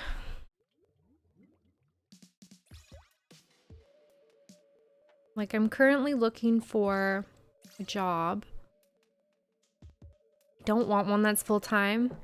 The closest one that I can find is like 35 hours a week. So, I mean, I'm just applying for a bunch of different things. But I would definitely not give up this job. I would work holidays. Special events and whatever. Be a couple times a month.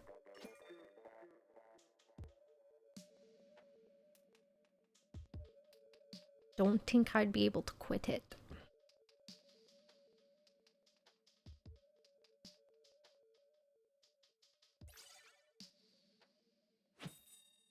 I just need something that's a less physical job. This is a very physical job.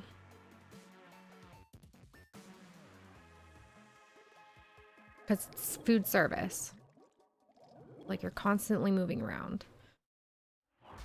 And with my joints how they are, not the best thing. But I do have to say that my bosses have been very understanding with everything medically. That has been very relieving.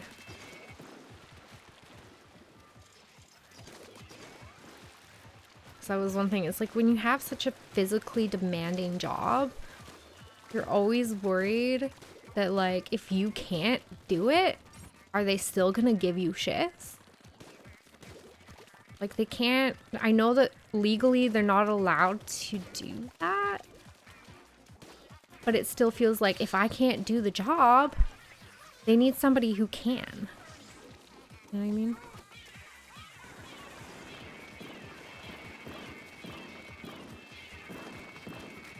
Almost like reduced work in a way.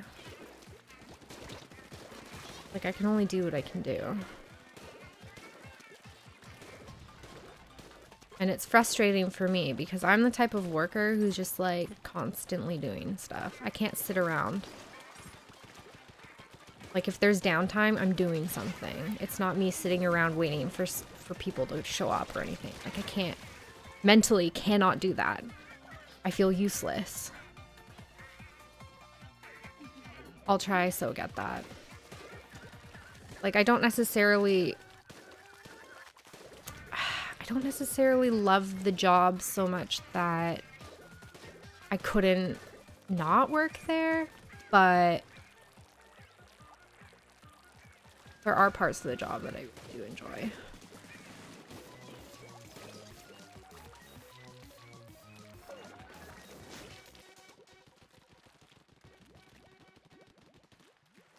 Your movie theater? Dude, actually, I worked at a movie theater for 8 years. I loved that job. Like, absolutely loved it. And there were several people who were like me, where we always got so much shit done. Like, I was a manager for 3 years and a supervisor for 4. Like, I was a regular worker for maybe like, I don't know, I want to say 10 months, or a supervisor opening came up and my boss is like, apply for it. And I'm like, I don't know if I want the pressure. She's like, you're essentially doing it right now. You just get a pay raise. And I'm like, okay.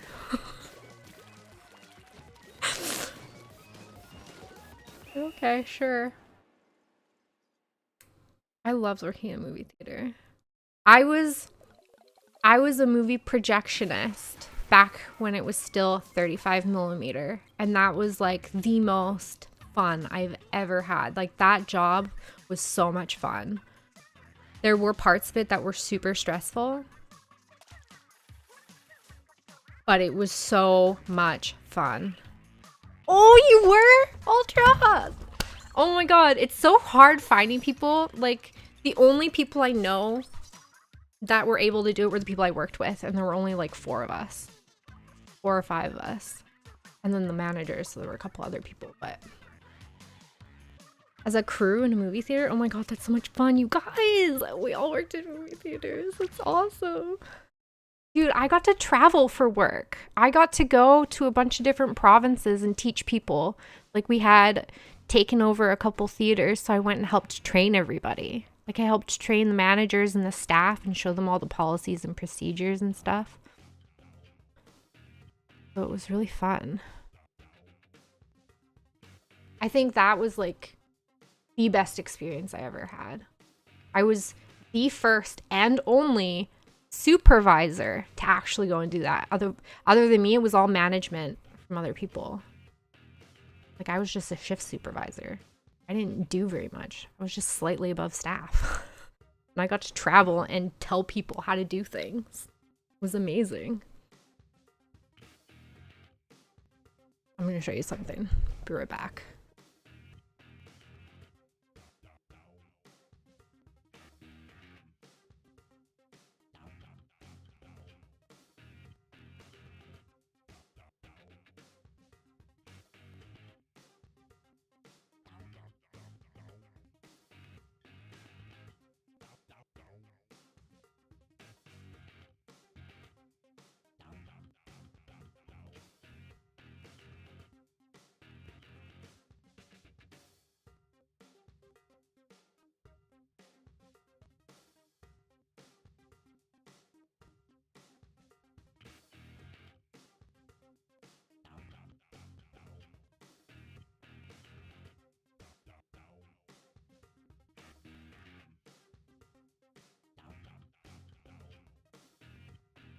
Okay.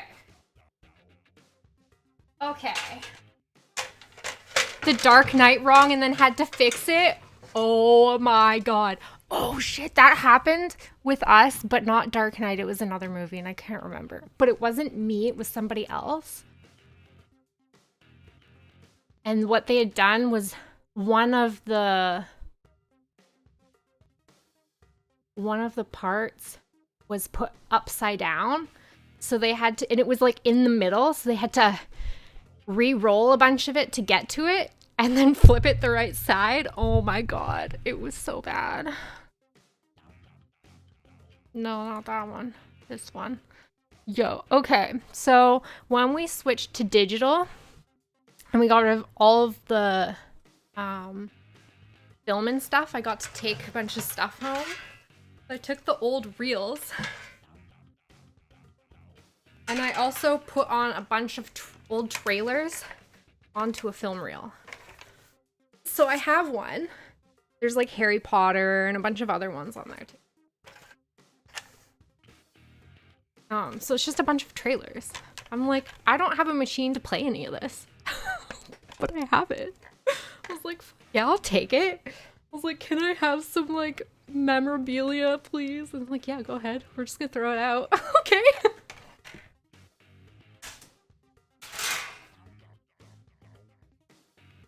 So that was really fun. That was like my most favorite job ever, was projectionist. I was really sad when we switched to digital. Like, I still became the projection god or whatever. Like, seriously, I was the only one who knew how to do everything, so everyone would always call me and be like, oh, it's not working. It's not working. Please help.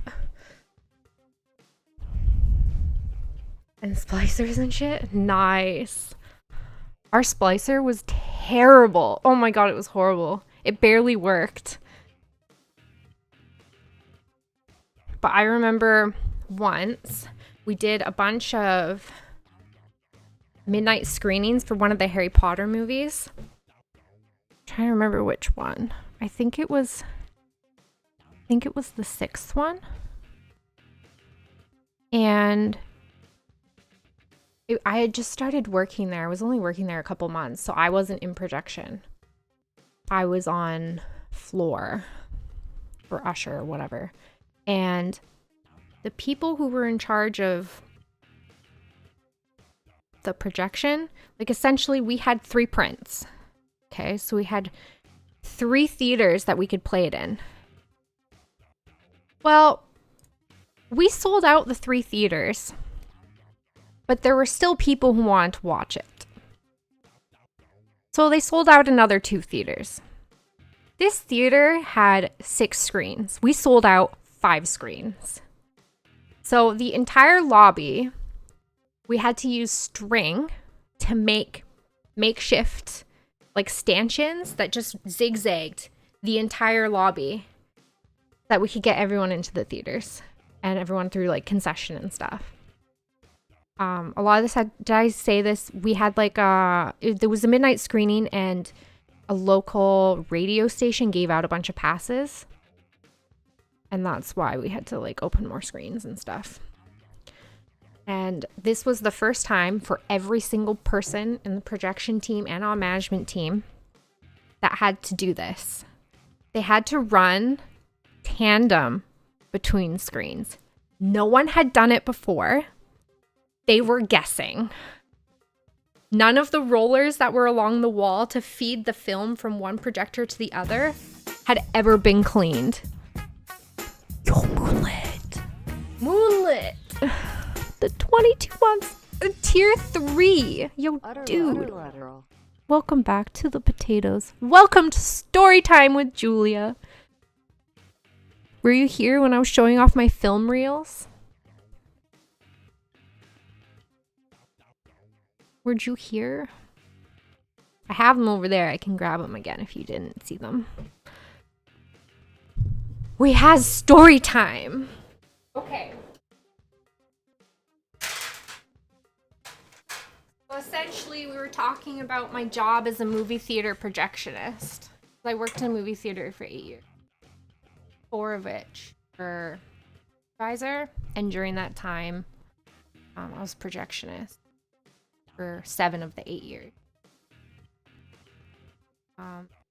So when we got digital, I was probably a projectionist for 2 years. I got digital. I got to take home a bunch of the stuff. When 35 millimeter was gone, they took all the projectors. We didn't need any of the stuff. So like, well, we have all these old reels. Can I have them? I have 6 more. I don't need them. I essentially wanted to like put them on the wall and everything. And then I took a bunch of old trailers. So I have a film reel full of trailers. There's probably like 3 or 4 on here. They are sweet. So I plan to hang them on the wall down here in the basement if it ever gets finished, or at my place when I get a place.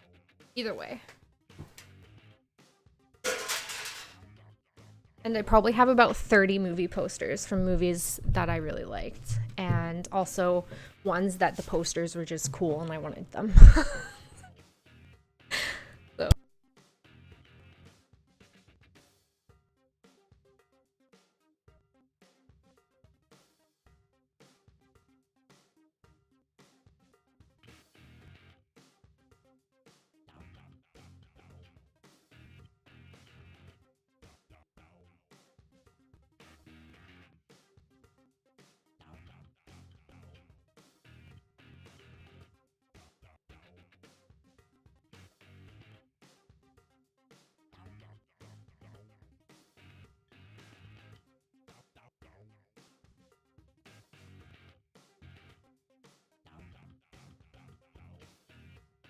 Oh, I'm sorry. Did I hit the mute button? I'm sorry.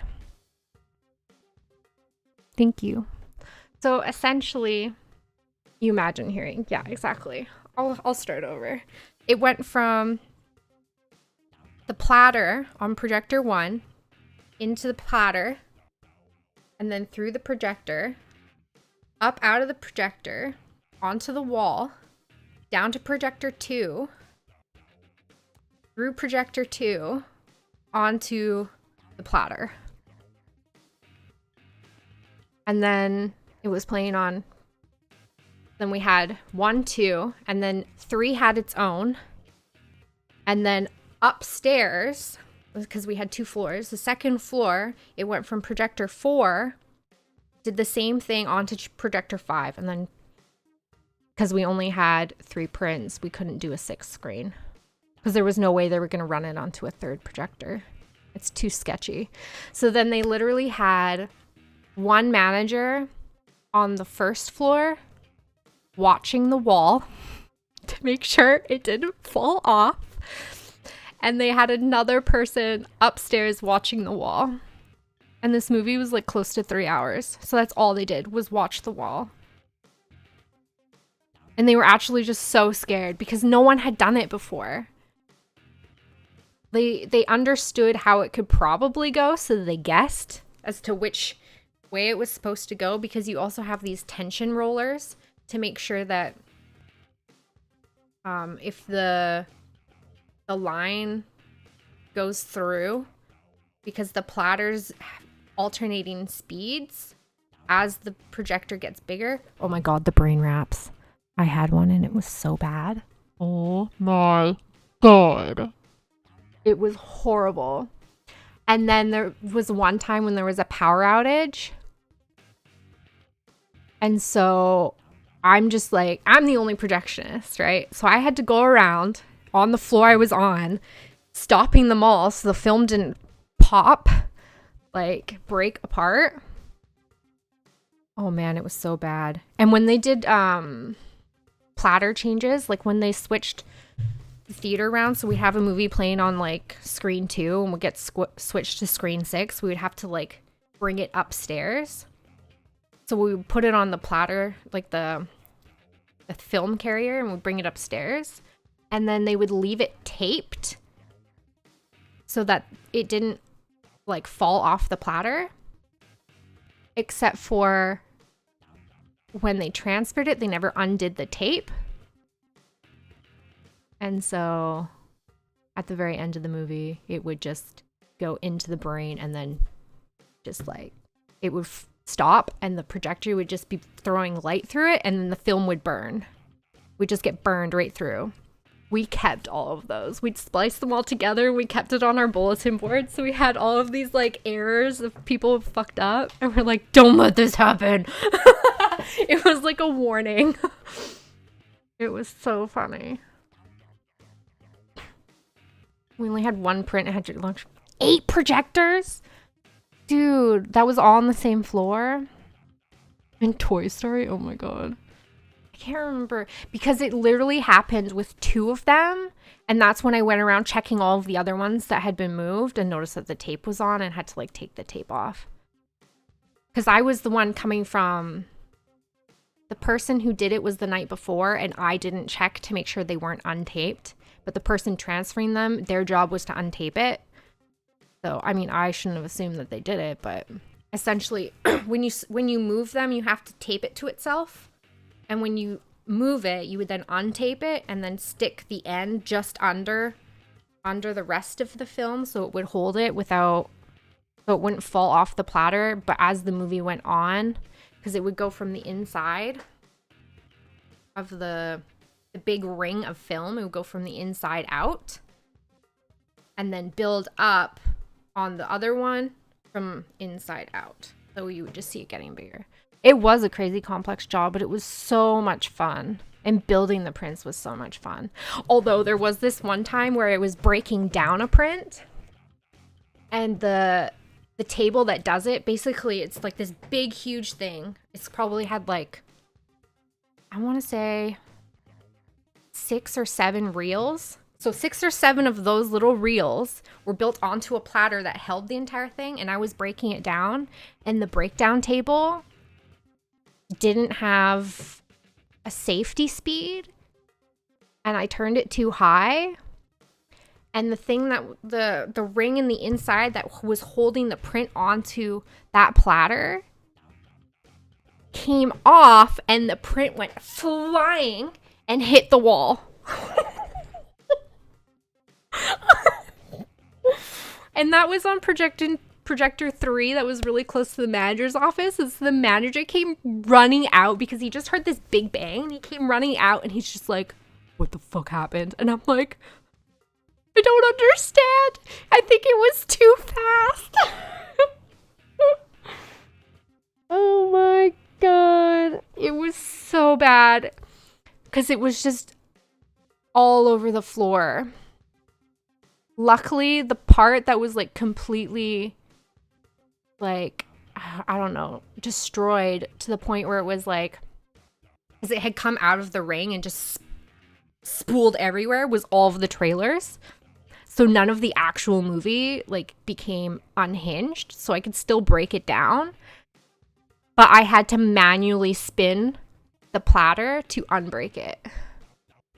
Drop the Dark Knight. Oh no. Oh no.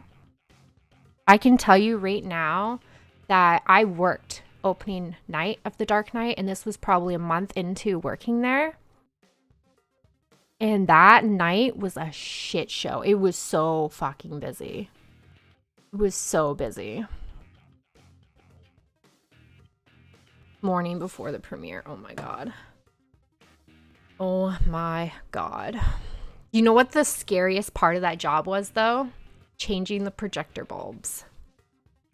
Because those things are like grenades. If you touch them with your hands, the oils from your hands could make the bulb explode. You have to wear bomb squad outfit. Like you wear like one of those like big visors, and you wear these like thick leather capes to protect you, and you wear gloves, and you have to like unscrew it out of the projector, put it into this like foam thing, and then take out the new one and put that one in, and then the foam thing from like, it was like it held the bulb into this huge box. So you would put it in there, you would put it in the box, put the box in a bag, then put that into another bag, and then throw it down the stairs to break the bulb. And all you would hear is this pop. And it was so loud. So you would throw it and like plug your ears. And it was so loud. It's like if that went off in your hand, there'd be shrapnel everywhere.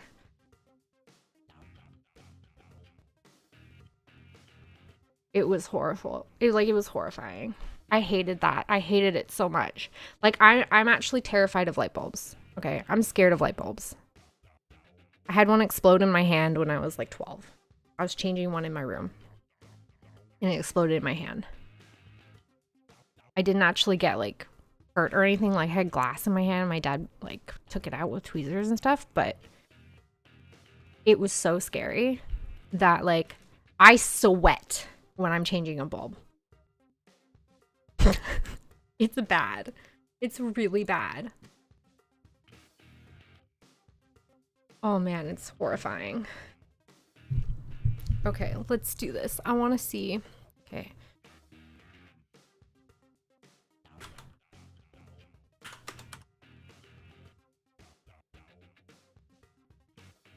Oh, PTSD indeed. Oh, okay, here. I found a picture. I found a picture. Editor. Where's display capture? Properties. Done. HD capture. Oh. Oh, there we go. Okay. So this is a film. There's gonna be two of me, aren't there? This is the film on a platter. So right now you can see the different colors. There's like a line here. This is, I don't know, can you see the mouse on here? Yeah, okay. So this is one reel. This is another reel. This is another reel. This is another reel. So when the film's not playing, there's a ring that goes around here that holds all of the reels together. This is probably about halfway through the movie right now. There'd be another, well, maybe 2 reels. This right here is called the brain. This pops in and out of the platters. This is the platter. So you would pop this in, feed the film through it, have it come out. It would go up onto the projector and through the projector and out. And then onto another reel, which is either going to be below or above where the ring is, where you then go and you feed it onto the ring and make it tight so that when the top reel, the reel that it's on, spins, it winds it around like this. Let's see what this one is. That would be sort of what it looks like. So you can see how can kind of see how this film, see this little white thing?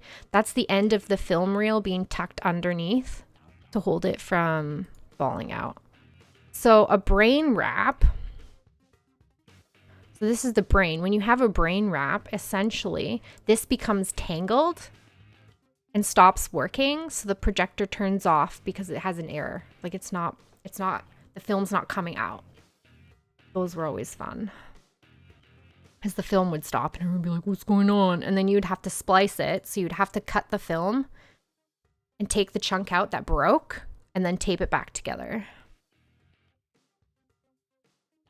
You had Velcro wraps? Dude, we were so ghetto. We just had tape.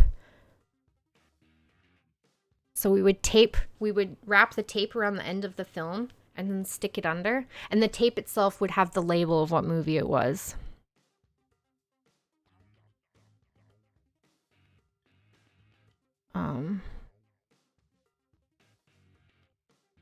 Oh my God, this guy's working.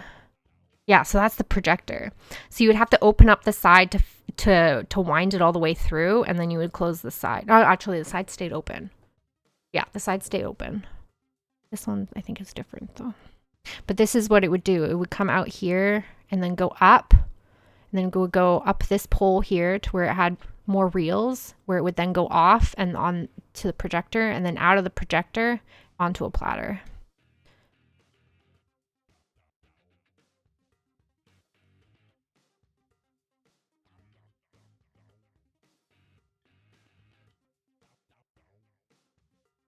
Okay, let's see.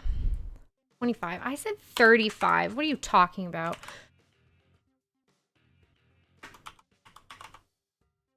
I I had so many pictures. I had to make videos and a projection manual for how to use digital film, because we switched over and nobody else really, like, I got training, my bosses got training, a couple other people got training, but my bosses did it so infrequent that when things happened, they needed to know how to fix it. So I made like a huge Word document with everything. So this is the whole setup.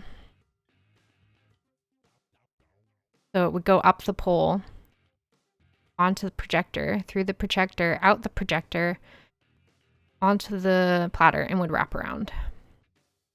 I like how they have 3 brains. We only had 1 per projector, and we just took it out and moved it to another one. That's kind of awesome that they have multiple. So there's like a black ring here that locks in. There's like little holes that lock in, and it's kind of like the outside of a cheesecake pan where it has like the clamps to make it tight and loose, so that you could take it out without it being an issue. So you would like loosen it to get it out and then tighten it, and then put it back in. Let's see if they have the projection part. Yeah, so this is the part that would go through the projector down into the light that would shine out, but you had to like do like 3 fingers worth of a loop so that as it went through, this thing had space, because it would go frame, frame, frame, frame, frame. So it wasn't like just fluidly going through, because the light would just go like a shutter would go open and close. And so this part had to be a certain length so that when it switched, it had room to move. But if it was too big, you would hear this really loud flapping noise, and then you knew that you did it wrong.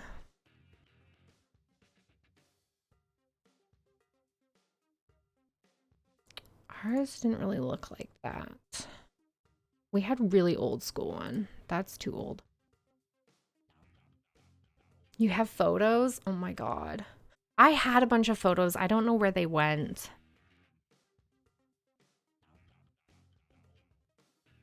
And I asked my boss to give me the projection manual I made so that I can keep it as like, you know, I worked a lot on that.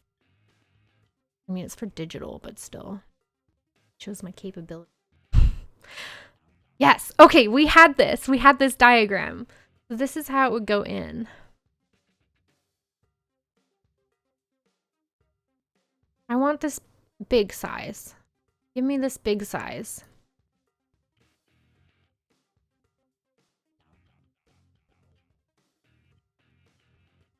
Wonderful. Okay, so it would come out. It would like come down here and then over, and then this is where you would have the little flap.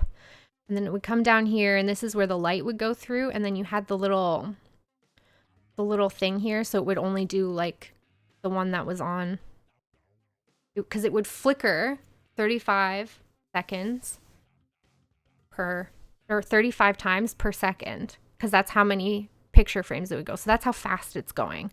And then it would come down here and go through all of these things.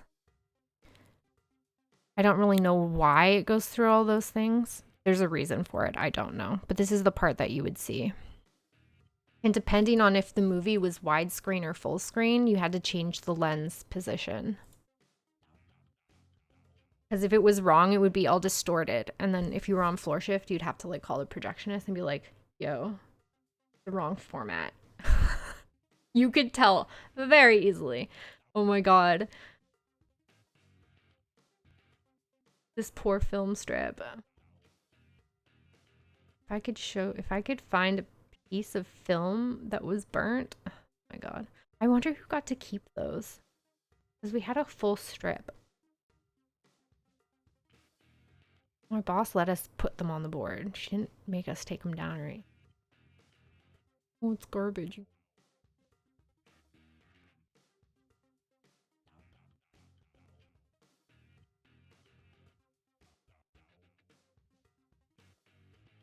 No, I don't see anything. Oh yeah, this was part of it. This was part of the machine. The one that we had anyway. Looks complicated. I mean, it kind of was. You'd spend a couple shifts just shadowing somebody who already knew how to do it. And then you would work a couple shifts where you did it and they watched you to make sure you did it right. Yo, what just happened? Here, let me do this. What is it called? Permit. It should work now. Oh, maybe not. Rip. I'll pull it up. If this is bad and you just show it on stream, I'd be so mad. Oh my god, yeah. You have a different machine than we did though. Oh my god, your building table is so much different than ours. Ours went horizontal. Even Ultra gets banned. Yeah, our building table was completely different. Ours was horizontal. Dang, your brains were tilted? We had this exact splicer. This is how you would put the film together from the two different reels to build up the movie. Or if you were building the trailer pack, you would put all the trailers together. But you had to, like, part of the film, you'd have to go to the last frame and then go in 3. Was it 5? And then splice it and then cut it with another on. And you had to make sure that the sound part, the sound waves were all in the same place. Because one person did it and then it was upside down.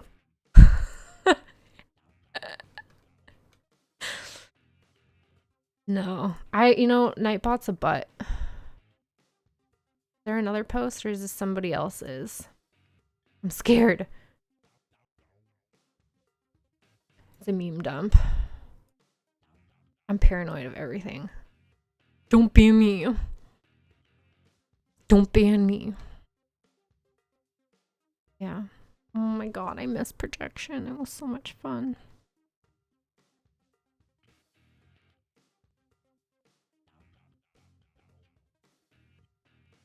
No, that's not it. Okay, so let's see. 35 millimeter.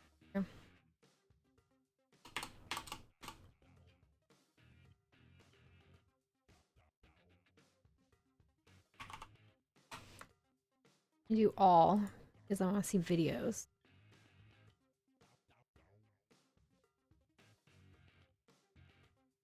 35 millimeter.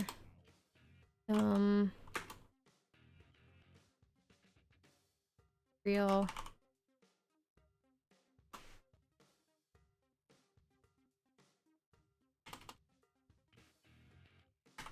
I can't remember what the building table.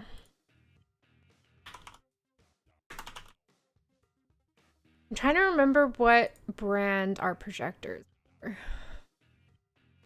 Oh my god, this is actually so amazing. In Pinterest. But I want to make this.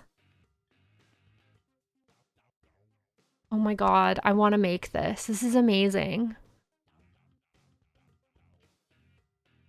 That's not the brand we had. But this is like the different types of lenses you'd have to shift between them.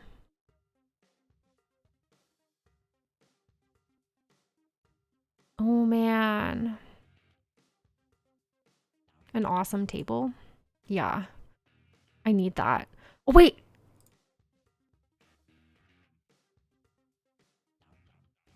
I mean, this is kind of what we had. Wait. This is the one we had. I mean, this one looks really old and ghetto. Like it's kind of destroyed. Ours was a nicer version. So you would put the film reel on here and then put the film through here and then onto the platter. And then you would speed the platter up and have this on just, what do you call it? Unlocked mode so that it would just spin out. And then when you were spinning up, you would put this on the speed dial here and you would put the platter into unlocked mode so it would just spin freely. I wish there were videos.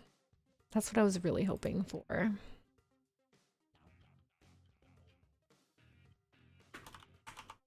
Video.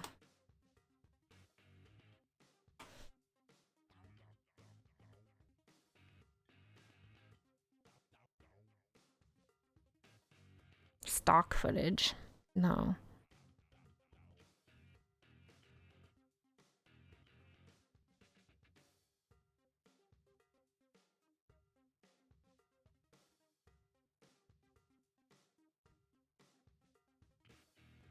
Five millimeter projector.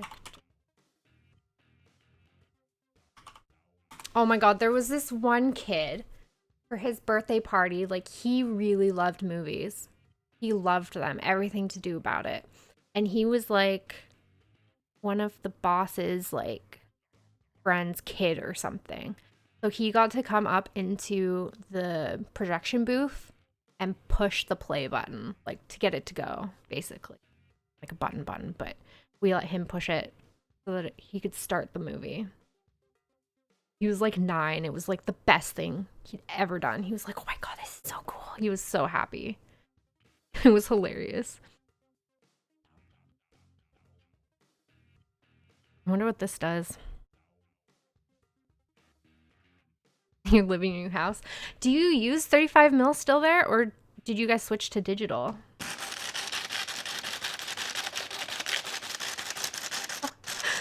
That's not what I wanted. Pause. I don't want to watch that. Screw that, man.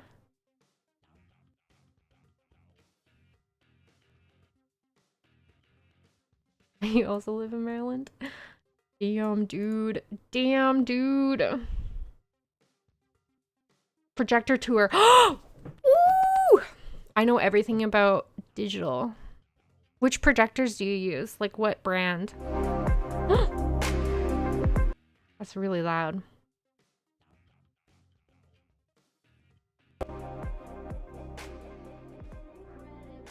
Barco. I know Barco. I don't know Sony. Although I assume it's somewhat similar. I mean, this is different than what we had, but can we make this bigger? Please, thank you. Sneaks out from basement. Yo.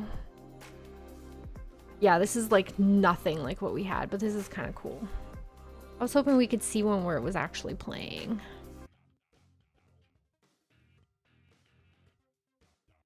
I don't want one at home though. Vintage movie players for sale? Oh my god, I would still buy one.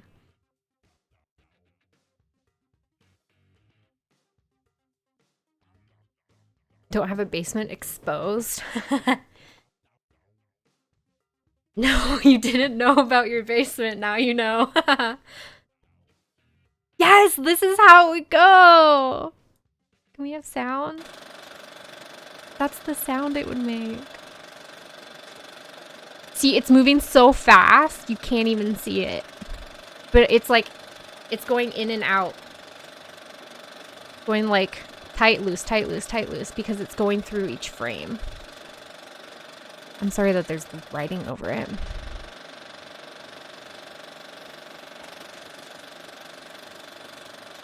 Oh my god. I'm glad they have like video footage of it. Cool.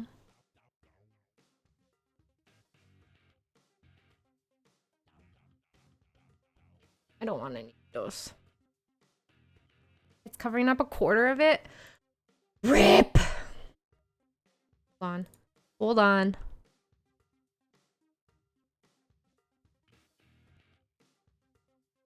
Now she's gone. Where did she go? Where did she go?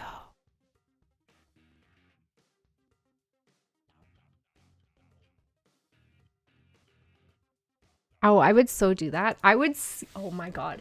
There was one time where we had like a movie and game night at the theater after hours. This was probably like 2 in the morning.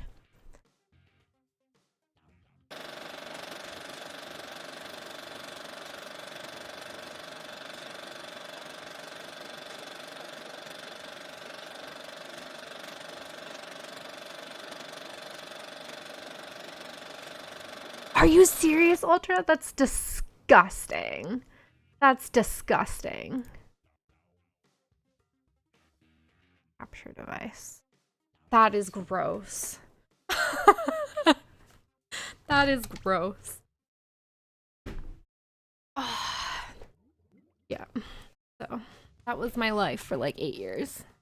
But 2 of them were film, the rest were digital. But when we had digital, we did like a movie and game night, and one of the employees brought his PC and hooked it up to the projector, and they played Amnesia and Slenderman on the big screen. And they had like a controller down in the theater playing, and when they were playing Amnesia, I was up in the booth and I was just going like with the mouse, and they were all freaking out. They're like, oh, I can't, what's going on? They didn't understand what was happening, and I was just like it was so good. Oh, I was a troll. It was amazing though. That was so much fun.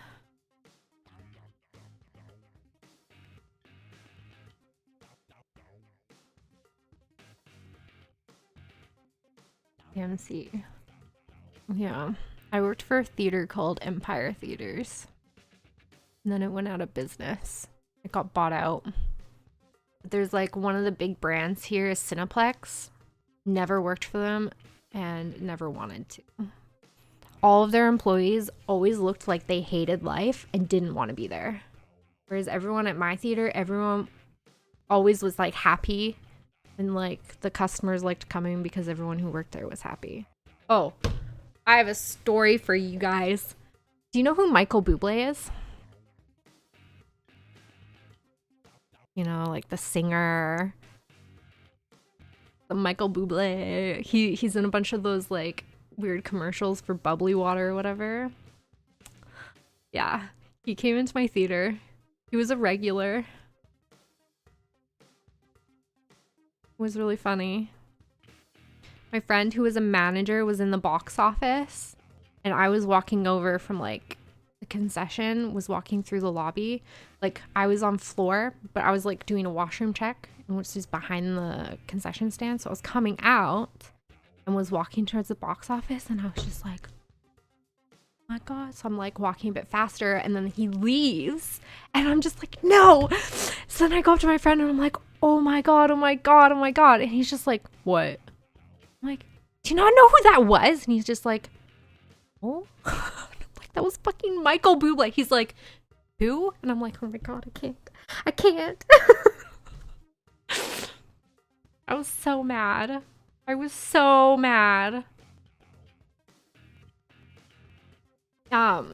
you guys know Air Bud? You guys, is that like a thing in the States, or is that a Canadian thing? I'm pretty sure it was made here. Yeah, the dog movie where the dog was like basketball. He was on the basketball team. Yeah, the golden retriever. Okay, the lady who played the mom came into our theater. I recognized her, but I didn't know where from. And my coworker's like, oh my God, I figured it out. She was the mom from Air Bud. We're like, oh my God. And then she came out of her theater to get something from the condiment stand, and we were just in the lobby, and we just sort of walked up and we're like, we're sorry to interrupt you, but like, were you the mom from Air Bud? And she's like, yeah, I was. And she was like the sweetest person. She talked to us for like 5 minutes about random stuff. So I was very happy that she was like, not like, oh, leave me alone, or no, I'm not, and walked away. Like, she actually took the time to talk to us. And then there was one time I was working in concession, and this guy came up. He had like his hat on. He had like a ball hat on, and he had his hood up, and he was all like, like I served him. And it was just nice. I didn't do anything weird or whatever, because I knew who he was. But I knew he didn't want to be recognized, so I let it go. I'm like, okay, you know, he doesn't want to be recognized. He just wants to be a normal person. Okay, that's fine. A week later, I was working in concession again. I was a supervisor, and so our job was mostly being in concession, supervising all the staff, making sure everything went according to plan and nothing got destroyed. Or we should switch to IRL, by the way. Can someone help me do that? What is it called? Game? What is it called? Just chatting?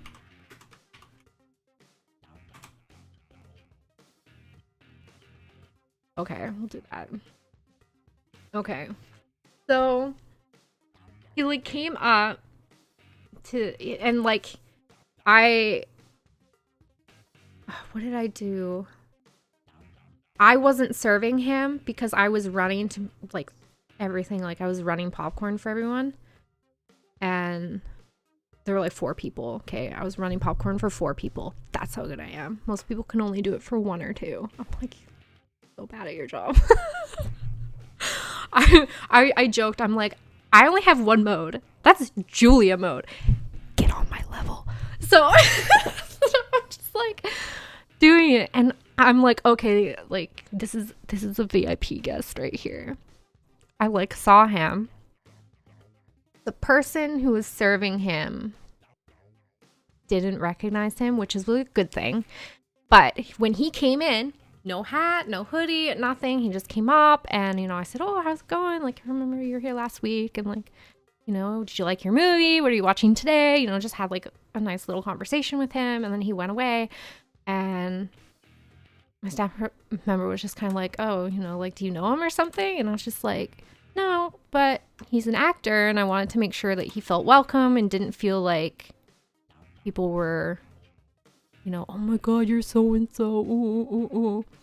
You want to know who it was?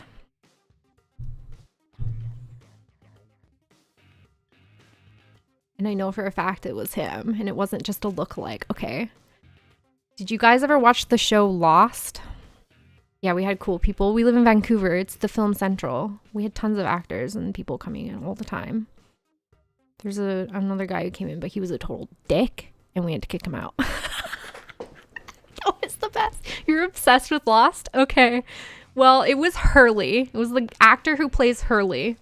And he was in town filming the pilot for another movie, which I had seen them filming. Because there was like sectioned off, and they're like, oh, we're filming a movie, and we're just like, we pulled up to one of the PAs, and we were just asking them a couple questions about it.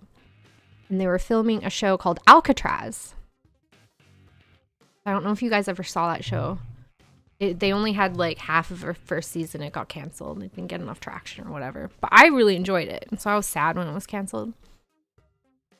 But yeah, so look up Hurley from Lost. It was that guy. And I know it was him because when I looked up the show that they were filming, he was one of the cast members. I said, oh shit, it makes sense because it's filmed in Vancouver. They film a lot of shows in Vancouver that look like San Francisco. Constantine, I don't think I saw that. But there are a lot of streets in Vancouver that look kind of like San Francisco because they're super steep. But then there were certain areas that they filmed where I was like, that's totally green screened. And it's like, it wasn't really well green screened. Like, you could tell they didn't have a very big budget. And then, I don't know if you guys know this band because it's more of a Canadian band. It's called Mariana's Trench. Probably don't know it. The lead singer came in, and he had a bunch of groupies with him and whatever, and he was making a scene, like, while he was watching the movie, and then a bunch of fangirls showed up and like caused this huge scene, and so we had to ask him to leave because it's disrupting everyone else's movie experience, right? And I went with one of my friends to an album launch, and he was there. And it confirmed everything. Like, I wasn't working when he came in, and I was kind of like, oh, I wish I was there. I could have met him, blah, blah, blah. But then I did meet him when I was at this album launch, and he's a total dick. He is a dick. But I mean, that's just kind of what happens when you have like a little bit of fame. He was kind of like, oh, I'm the shit. Walking around like, oh, I'm the shit. It was kind of like, not cool, man. Not cool. Who else did we serve? Yeah, Michael Bublé came in a lot. At least once a month with his wife. And they came to the wrong theater one time. And his wife was in the concession line while he was buying the tickets at the box office. And he screamed. I wasn't working. My boss told me the story, so I don't know how, whatever. My boss said, oh no, he was joking. I'm like, I don't know. The way you're telling it didn't sound like that. He screamed across the lobby, you're so stupid. We went to the wrong theater. It's at the other one. We gotta go. We're gonna fucking miss it. He's like screaming across the lobby at his wife. I'm just like, I don't know. If someone talked to me like that, I'd be like, no, we're done. That's not how you communicate with someone. You don't tell them they're stupid or that they're a fucking idiot. That's mean. You don't do that. I don't care who the fuck you are. You don't do that. It was a big yikes. My boss was like, no, he was just joking. I'm like, I don't know. I think he was probably just having a bad day or something. I don't know. He took it out on his wife and it made me sad. It was not a good story.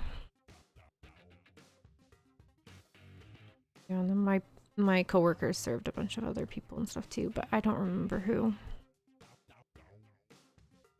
Oh, but there was this one thing. I can't remember the guy's name, but he was an actor. I was working at the Granville location during Vancouver International Film Fest. Because it's this huge thing that they would put on, and they used this location because they only ever played like the film. Like, it wasn't a very good location to play blockbusters that came out. It was always the artsy movies that came out or the ones that people barely saw. Like, it was a really slow theater. They didn't make money. They lost, like, they bled money. There's a reason why it got shut down. The only thing that made them money was Vancouver International Film Fest. So when they stopped their contract with this theater, you know, like a year later, it got shut down. Like, that was the only reason they kept it open. So when they switched theaters, it was gone. But I got to work it for 2 years before it got shut down. And when they did it, they would have all these film fest movies, right? And so the people who were in it, like the actors, directors, producers, and then other people and stuff too, would come and watch it. And it was really cool because they'd have like Q&As at the end of the movie, and the director would always go up and introduce the movie before it played and everything like that. So it was really cool to see all the people. But that theater, okay, that theater was haunted. That was a scary theater, not gonna lie. Like, there were certain theaters I would not go in alone to, like, I wouldn't do theater checks. I was like, no, I'll stay in concession. I'm not doing that. Forget it. Because they just gave me this weird vibe. I just did not like it at all. So if you don't believe in ghosts, I'm sorry, but I do. They real to me. I've had enough paranormal experiences to be, okay, yeah, it's real. And I understand people need their own experience. Even feel like that's a possibility. I understand. And I've heard other people's experiences, and I have a hard time believing a lot of people. So, I mean, if you want to hear the stories, I can talk about them another time or whatever. But, you know, I don't expect everyone to believe me. Theater was haunted for sure. Yeah. My theater, I will say this. There was someone who was murdered at my theater back in the 90s. A skeptic for most things. I totally understand. And unless something hadn't happened to me, I probably would have been very skeptical as well. And I mean, still the logical part of my mind still says certain things about it probably are explainable. I don't know how to explain it. That's the problem. I don't know how to explain it. On the location where the mall was built, dude, that's fucked. So what had happened, this theater was built in the 80s, like this location. It's getting torn down now apparently, and they're putting an office and condos. Sad because whatever. Memories. You heard your name called one time? Oh man. See, I never had that. Everything I had in that theater was all visual. All visual stuff that I can't explain. Other than was probably like imagination or something, but I don't know. It just felt weird. Like, I'd be in the booth and I'd just have these weird feelings all of a sudden, and I just couldn't explain them. Like, it's almost like your subconscious is like, it's like the primal instincts in you from somewhere. Like, I don't know how to explain it. But basically, in the 90s, there was a guy who was watching a movie, and these gang members came in and shot him. What had happened was, maybe it was something like they figured this out. The cops figured this out. What had happened was, like, a week before, this guy had witnessed a crime. Like, they were beating some guy up, and he intervened and tried to, like, help this guy that was getting beat up. And it was a bunch of gang members, and they tracked him down and killed him. Like, that's fucked. And honestly, the number of murders that happen within my region, I guess, like, what would you call it? It's technically a city. It's like one every couple years. Like, it's rare that people are murdered. It's very safe. So, kind of crazy that happened. And, like, because it was such a violent, like, attack on somebody who wasn't even a bad person, kind of scary.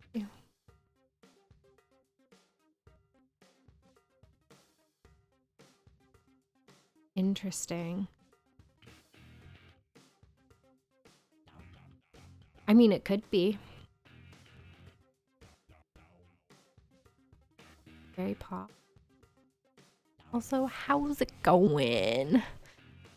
DTS. No, DTC. DTC.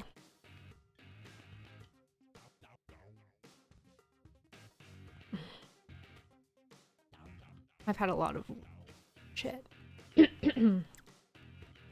Yeah, those are some movie theater experiences. It was definitely an experience. Like, I didn't have a lot of friends in high school, and when I got this job, it, like, showed me that there was actually things to look forward to outside of high school, because high school was just cool.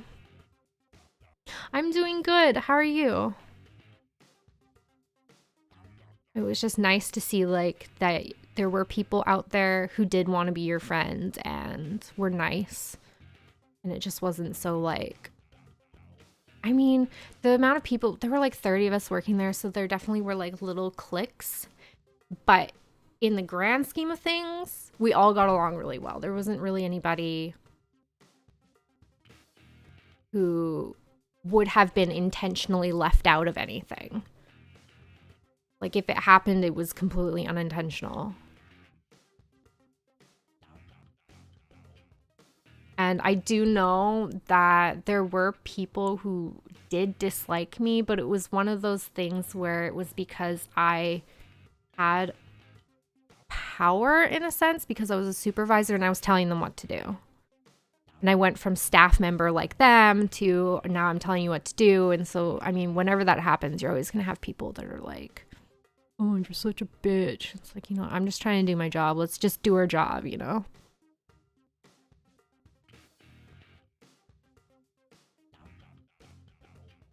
Breaking up kids from being busy in the back of the theater. Oh my God. I've actually had to do that before. Well, I didn't. I was working when my coworker did. I was a manager and she was a manager, and I was basically her second. Because we always have to go in twos. So that it's not like my word against somebody else's. It's you have somebody who can vouch and say, like, this is what happened. A ton of movies, exactly. It got to the point, though, where I was working so much, I just didn't even want to go see movies because I'd be on my day off and I'd go in and they'd be like, oh, can you check this out for a second? I just need help with something. And it's like, I just want to have the day off and watch a movie. So no.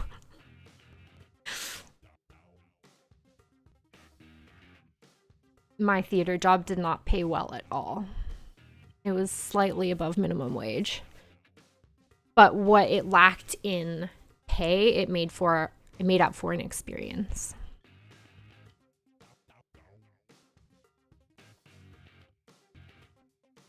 Because I was an assistant manager, and so that's considered part-time, and so it's not salary. So you get paid hourly, and the wage is not very good. But it was a lot of experience, and because of the experience and now my degree, I definitely have a leg up on other people applying for jobs.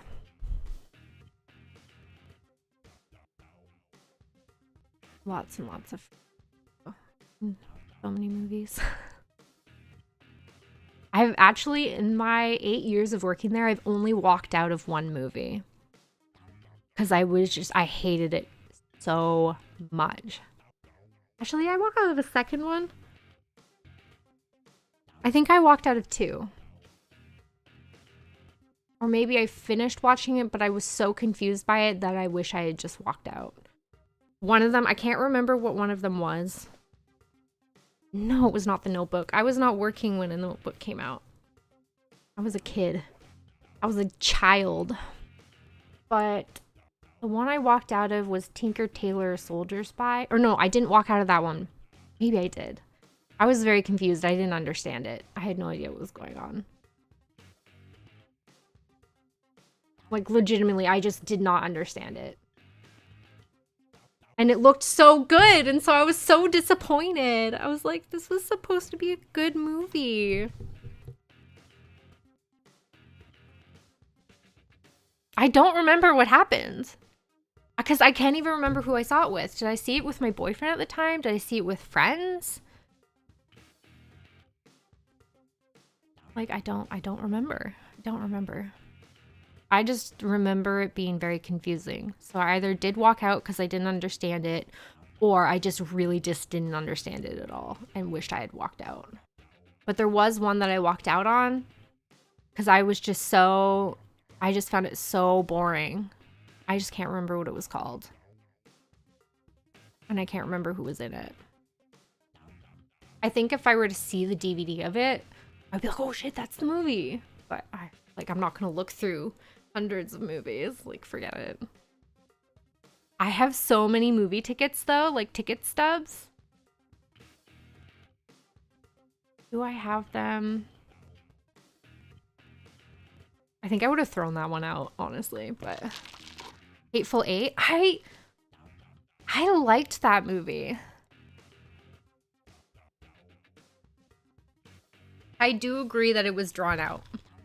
A lot of movies are, though. You have to keep watching ad RIP.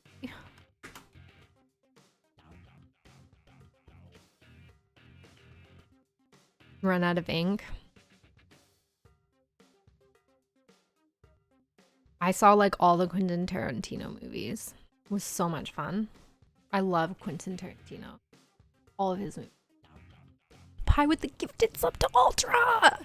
Oh shit! I don't have anything set up on this screen for alerts or anything.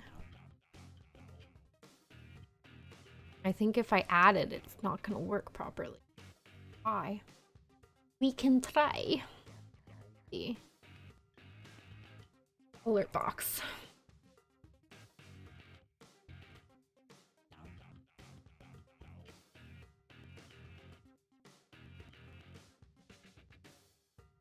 I like how I have all these scenes. Haven't set anything up.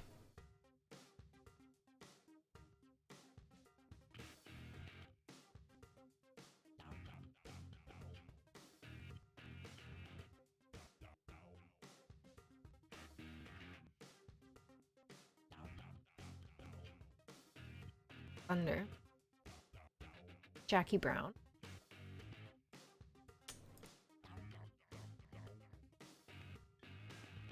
If I'm gonna choose favorite movie,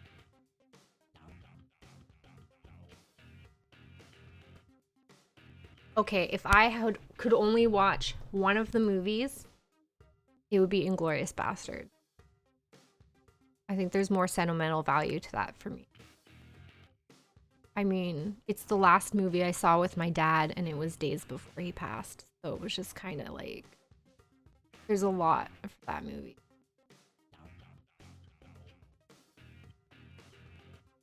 But if I get to choose any movie to watch, regardless of director, it would be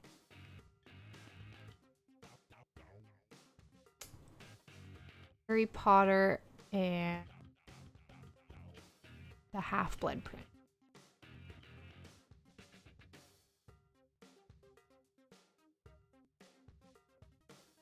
Bastards is a great movie.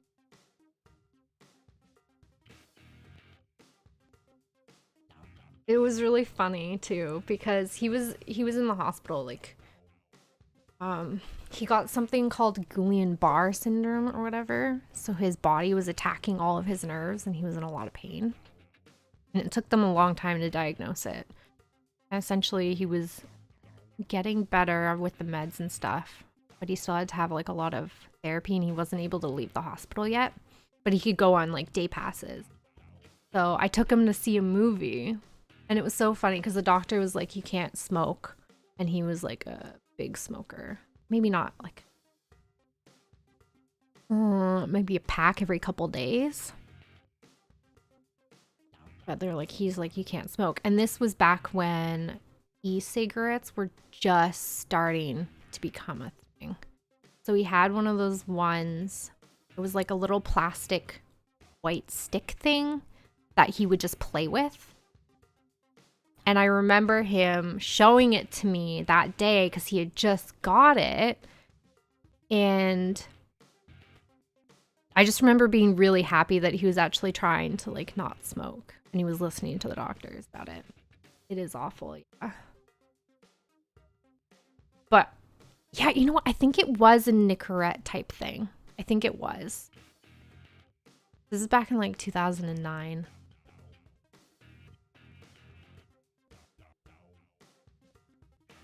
It's one of those things though that it's like he'd been smoking since he was like 13, okay? And before he had had secondhand smoke from his parents his whole life. So he was addicted to it from a very young age. So I understand how difficult it was for him to even try and quit. And so for him to actually say, okay, you know, I'm actually going to make an attempt here because the doctors say it's not good for me. That meant a lot. There. Okay. And I'm going to see if I can find those ticket stubs.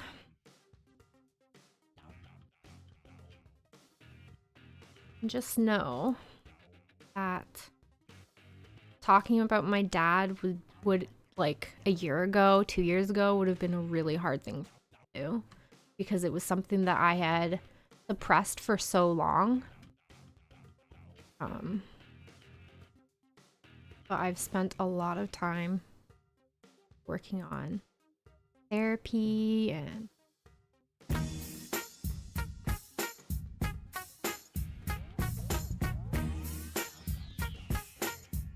Yo Ultra. Welcome to the potatoes. Thank you, Pi, for the gifted sub. Enjoy your kitty emotes. Yeah. But anyways, I spent a lot of time in like therapy and working on myself and healing, I guess. Because it was just one of those things when it happened, you're just like, I'm gonna pretend it's not there and we're not gonna deal with it. And we're just gonna, you know, put it away in a box and never talk about it. That is so healthy, okay? It's so healthy, I promise. Don't ever do it. You're just delaying the inevitable. Whereas my sister dealt with it, like, right away, and she was, like, way better off for it. So, it is what it is, though. You just take it one day at a time, right? Right? It's something I joke about with other people who've gone through that kind of thing. And I know this is gonna sound morbid, but I promise you, it's just something that, like, you can't really explain it. It sounds morbid, but it's a way of people coping. So it's okay to think it's funny because I think it's funny. So I don't feel like... Okay, so it's basically, we're part of the Dead Parents Club. So essentially, one of my sisters, Kendra, yo, Kendra, if you're out there, love you. We took her in as sort of like family, so she's invited to everything. She's like a part of our family. Her parents died from cancer. I think it was like 6 months or a year apart from each other. And that would have been a year or two after my dad had died. I cannot remember my exact age. It's just, again, it's one of those things when it happens to you in the moment, it's just something. My coping mechanism is put it in a box, don't deal with it, put it away. So I don't deal with that kind of thing. If that makes sense. It's just kind of my messed up way of doing it. I can think, actually, okay. Kayla would have been 2.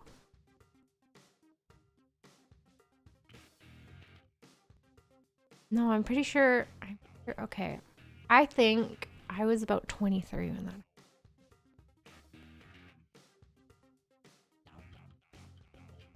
I think I was.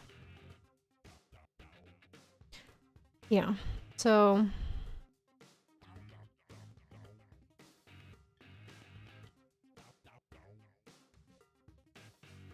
Like, it's one of those things, too, when people ask you, oh, how old are you? And I'm like, let me think about that for a second. Because it's just one of those things I don't like to think about. I put it in a box and push it away, right? Not healthy. Okay, I'm going to go to the ticket stubs. But yeah. Also, I was rewatching Grey's Anatomy. And one of the episodes, I don't know if you guys have watched it or whatever. But you know what? This episode came out back when I was in high school. So no spoiler alert. If you haven't seen it, you haven't seen it, whatever. There's one scene where Yang is with George. And it's after George's dad has died. And Yang was talking about how, yeah, it sucks, blah, blah, blah, blah. And then says, like, you know, this is a club you don't want to be in, but you're stuck in it. And we're in it together, and I'm here, and blah, blah, blah. And Yang's not a very emotional person, but she's like, this is the dead dad's club. You're in it. You don't get a choice. It sucks, et cetera, et cetera. And I was like, damn. Was that, like, in my subconscious? Because that episode was before my dad died. So, what? You watch it in secret? It's such a good show. Okay, I rewatched it. There was one episode where something happened where I was like, I'm never watching again. And guess what? I still haven't. I'll watch up until that episode, and then I'm just like, I'm out. I can't watch anymore. It ruined it for me. And you might know what episode it is. I don't want to actually do a spoiler because it's a huge, huge plot thing. Whereas the one I've just talked about is not a plot thing. Yo, Bamwitch, how's it going? But yeah, it was one of those things where I'm like, I've been talking about that for years. And this is my first time rewatching it ever. And this happened way before. So I'm like, this is messed up. Did I know that subconsciously? Because it's something I've been joking about with people who are in my situation as well. I'm like, I don't know, that's kind of messed up. It's like one of those things. Okay, how do you explain it? You explain it as it's a club you don't want to be in. You're stuck in it. You didn't get the choice. It was given to you. And no one who is outside of the club knows what it's like to be in the club. But you don't want anyone else to be in this club. This is a club you don't want other people to have to join because you know what it's like to be in the club. And you don't want other people to do this, to have to deal with this and whatever.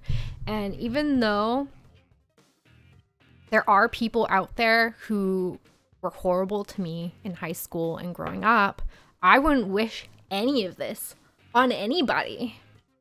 Except for maybe, you know, a couple people who are actually just really horrible and I've never actually met them. I think you can guess who I'm talking about. Does that make me a horrible person?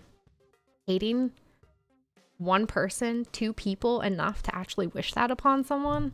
Maybe. I'm sorry, but it's like, yo, bowl cut. How's it going? We're talking morbidity. It's horrible. But I'm able to talk about it without crying. So that's huge. I'm proud of myself. I'm going to get the ticket stubs. I think they're in my room. If they're not, then I think I have a stack of them somewhere too. But I have like a photo album full of them. Like full.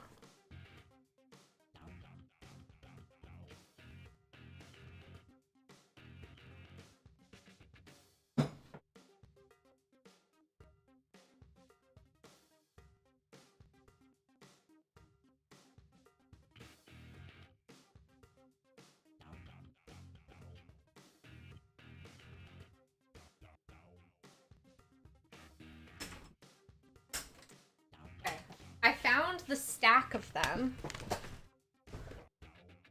But I can't... No, there's only a couple here. They didn't fit. I've got Godzilla 3, 12 Years a Slave. Got The Theory of Everything. Oh, I love that movie. I'm not talking of you. I'm talking about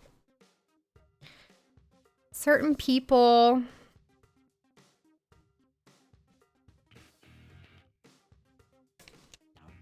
Don't know me and I've never met them type of thing.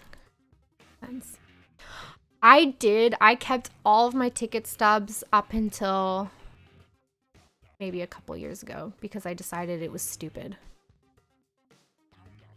That's what I should do. I think I'm gonna do that, is like scan them in or whatever, because I don't really need all of these, but it's kind of cool to look back on because all of them just say like cast card, or I mean, there are a couple from Cineplex because we weren't playing them. Ouija. Hunger Games Mockingjay. This is Hunger Games Mockingjay as well. And it's one of those things when you worked as cast, you could do it without them ripping it because they knew you were going to see a movie, so it didn't matter. No, Ouija. The Scary Movie. The Scary Movie. So, and then this was from my original theater because we had an actual like ticket machine that gave out tickets. That one was 12 Years a Slave.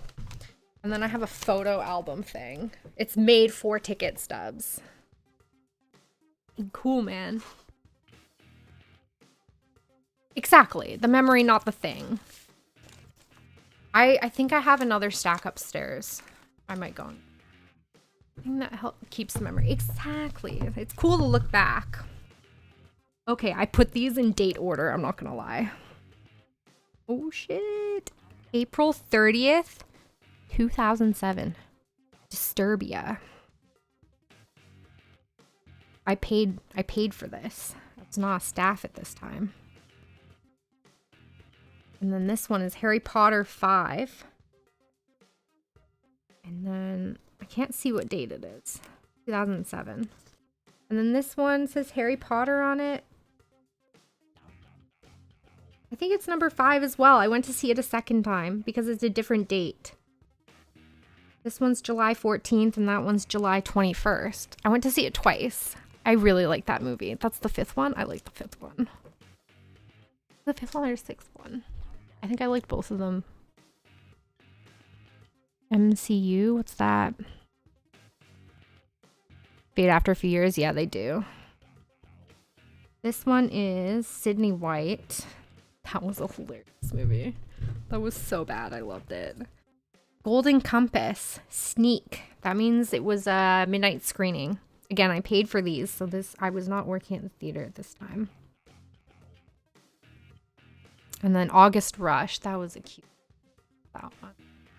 Marvel Cinematic. No, I don't, because I've only seen like 2 of them. I might have them upstairs. I have Bucket List. That was a great movie. National Treasure 2. I went to that with a bunch of friends from high school and a bunch of exchange students as well. They were from different places. Like one was from Germany, one was from Brazil, another one from Italy.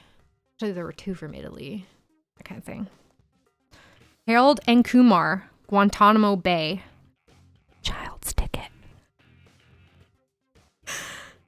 I was not old enough to see this. I went with my friend who was 18 and could be my accompaniment. The Golden Compass midnight screening. Yeah. I don't even remember what that movie was about. I have to look that up. I can't remember what that one was about. If I saw the poster for it, I'd probably remember. Harold and Kumar, Guantanamo Bay. That was hilarious. And I remember going and seeing... Oh, what's it called? We didn't end up seeing it because the projector was broken, and so they gave us all passes. But because... Oh my god, it was terrible. When the lady rips my ticket... and she goes to give it back to me, I dropped it, and I was like, oh, whatever, it doesn't matter, I don't need it. And so she threw it out for me, and then the projector didn't work, and they wouldn't give me a pass because I didn't have my ticket. Like, well, she ripped my ticket. Do you remember? Like, I dropped it, and you said, and I said, it's fine, I don't need it, and you threw it out for me? She's like, no. And I'm like, oh my god. Oh my god. This is what I get for going to Cineplex. People don't care about their shifts. They hate their lives, everything. Okay, this one, Juno. Meet the Spartans. Meet the Spartans? What's that? –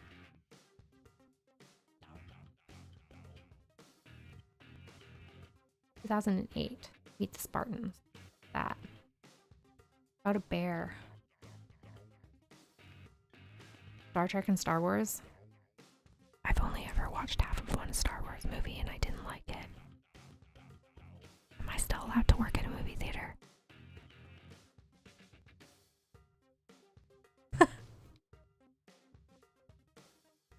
One person put the film together backwards and upside down. Oh my god, that actually happened. I worked in a movie theater for 8 years. I wasn't the projectionist who did it, but it was one of the film reels was upside down. And it was like, I don't know, two reels in. So what, 40 minutes into the movie or something? But it wasn't. I had to pass the theater. And it was a big movie. Like, it was sold out. The unsubscribe button? I'm sorry. I just didn't like it. Okay, let's see what we got here. These are passes, so I was working at the theater. The Love Guru. Oh my god, that movie was ridiculous. Kit Kittredge. Why did I watch that movie? I don't remember that. What did I write on this? Oh my god. I saw this one with my first boyfriend, so I wrote on it, scene with, and then his name. Journey to the Center of the Earth 3D.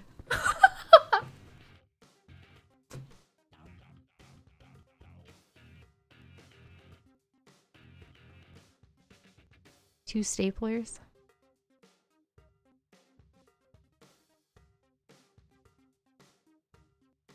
See, exactly. I love sci-fi and fantasy, but I also love like documentary type movies. And if I'm feeling up for it, I'll watch a comedy. But I really do believe that a lot of the comedies they make are not that great. Did I actually watch the movie? Yeah, I did. We held hands. It was cute.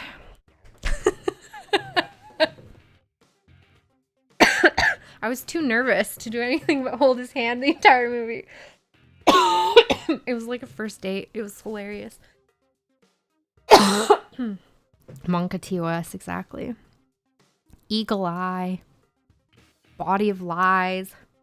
Burn After Reading. Oh my god, that movie was so good. What's this one? Lakeview Terrace. The House Bunny. Oh my god, that movie was terrible.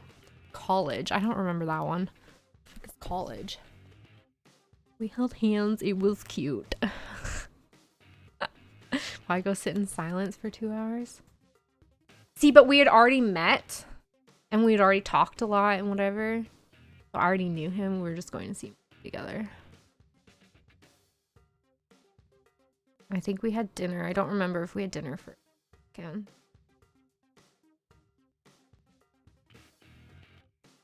I think we had dinner first. I don't remember. Quarantine. Oh my god, Bolt!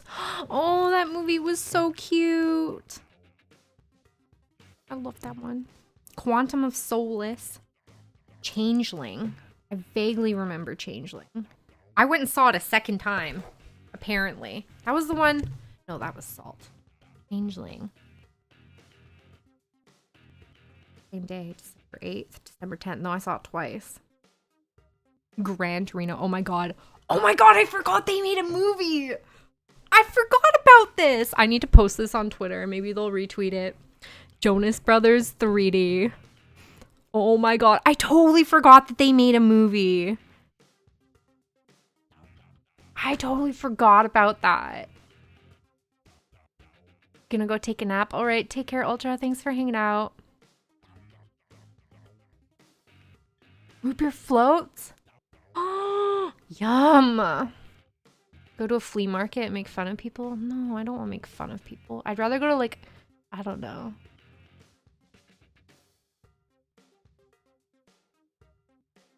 I don't know. Dinner just seems so... Dinner, coffee, whatever, it just seems so cliche, if you know what I mean. Go and do something interesting would be fun. Angeline was based on a real life story. Justin Bieber movie stuff? I was so against Justin Bieber. Friday the 13th. I don't remember liking that movie. Actually, hold on. Friday the 13th. I think... What year was that? Where's the date? It doesn't have the year.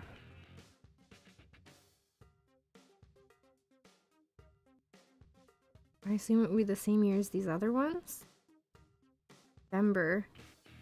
In early 2009. I think I was my sister's chaperone because it's an 18A movie and she wanted to see it with a guy as a date, but she couldn't go and see it because she wasn't old enough, and neither was he.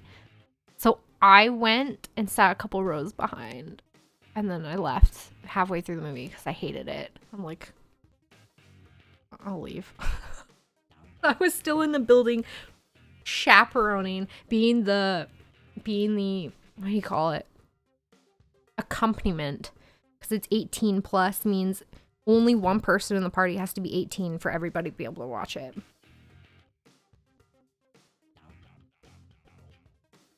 Park in Tilford. Okay. Push. Whatever.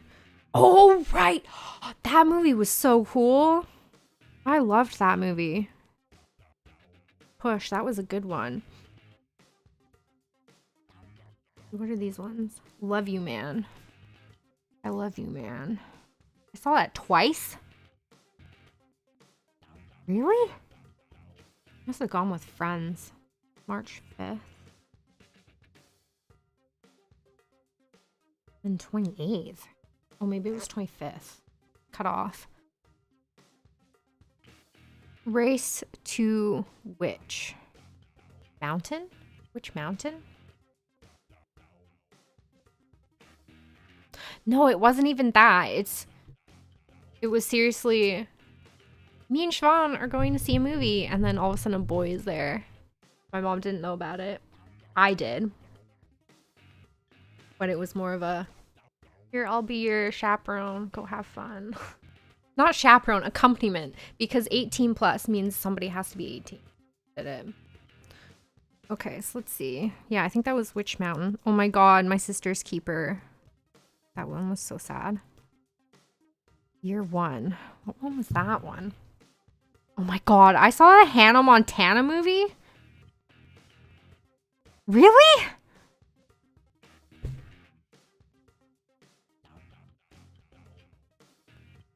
They made a movie? I don't remember this. Was I babysitting? I don't even remember this movie.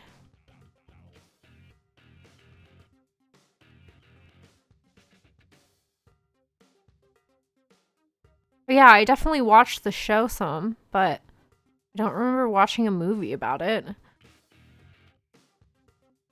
They made a movie? This is why this is interesting, because I don't remember half of these. Monsters 3D.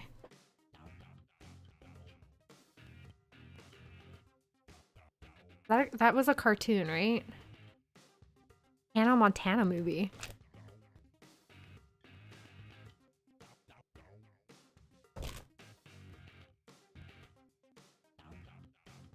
The Proposal, The Hangover. This one's completely gone. There's nothing on it. I don't know what it was. Oh, it says Bruno.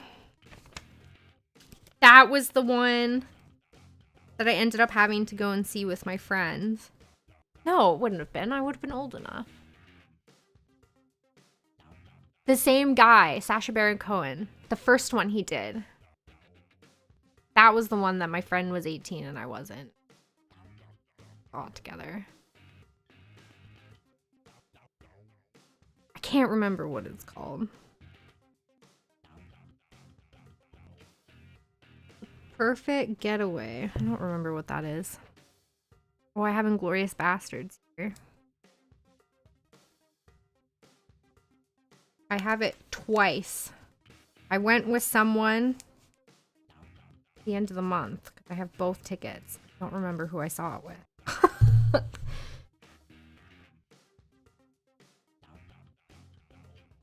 Zombieland. The Invention of Lying? I don't remember that one. Ryan Reynolds, yeah. He's from Vancouver, if you know that. His like Twitter is Van City Reynolds or something. Men Who Stare at Goats. Oh my god, that was Old Dogs. Valkyrie. Up in the Air. Up in the Air. That was that cartoon one, right? That one was so sad. Sherlock Holmes. The Lovely Bones. Oh my god. I remember reading that book and being like, I need to see this. Shutter Island. I really liked that movie. Alice in 3D. Clash of the Titan 3D? I don't remember these movies. Prince of Persia. I remember that one. Splice. That one was cool. It was very strange, but cool. Toy Story 3. The Karate Kid. I can tell you, I didn't like the remake that much. Like, I still enjoyed it, but it's like the original is way better. Grown Ups. Oh my god, that movie was so funny. I want to get chocolate wasted. You don't think you've seen Borat? Yeah, that was the movie. Deadpool is so good. I'm so glad he got to branch out into something that wasn't a rom-com. Inception. That was a good one. Charlie St. Cloud. That was sad. That was filmed here. Kids Are All Right. I don't remember that one. Despicable Me. Didn't like it. I liked the minions in it, but I didn't like the movie itself. Vampires Suck. I don't remember. I know that was a knockoff, like a, what do you call it? It was a movie that was taking the piss at Twilight.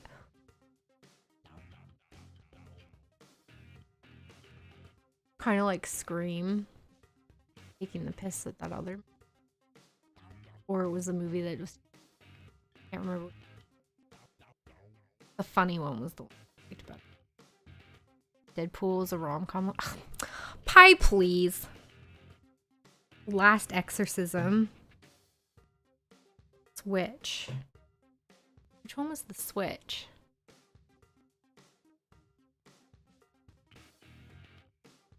Easy A. Loved that one. Wait. Screening. This one says screening. So I had to write on it so I knew what it was. It was called Life as We Know It. Don't remember what that one was. The Social Network. Oh my god, it's so... Look how dark that one is. That's crazy. Scary Movie was The Scream. Okay, yeah. I liked that one. That one was good. You Again. That was hilarious. I saw Easy A twice. I loved that movie. That's like a good, like, you're not feeling well, like you're sick at home, good movie to watch. RR.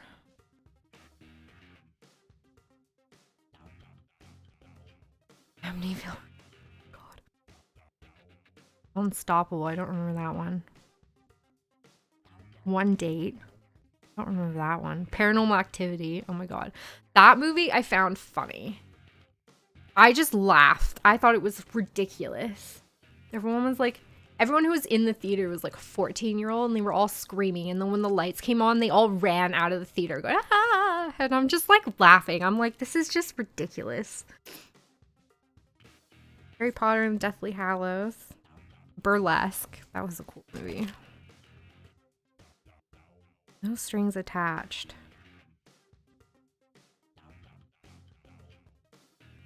Apparently I saw that with someone because I have 2 tickets. Barney's version. Barney's version. What? I don't remember this movie. What is this even about? 3D Tron. I remember helping out with the promo for that one. The Roommate. 3D Sanctum. I hated 3D movies, but if that was the only version, you had to watch it. I Am Number 4. Oh my god, that movie. I liked that movie. Did they ever make a sequel to that one? Battle Los Angeles. Insidious. Limitless. I liked Limitless. That was a one. I liked how they made a movie, or sorry, a TV show about it too. Arthur. I didn't really like that one. Soul Surfer. That was cool. For more of the number 4 movies. Seriously. I think it didn't do well. And I loved it. Pirates 4. That was terrible. Midnight in Paris. That was okay. It wasn't that great, though. The Hangover. The Hangover 2, sorry. X-Men First Class. Hannah. Bridesmaids. Now we have, like, other things here. These were from my high school, so I'm not going to talk about them.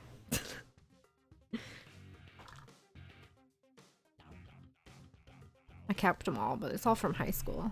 We're not going to talk about it. Super 8. I don't remember that one. I recognize the name, but I don't remember what it was about or anything. Bad Teacher. Transformers. Larry Crown.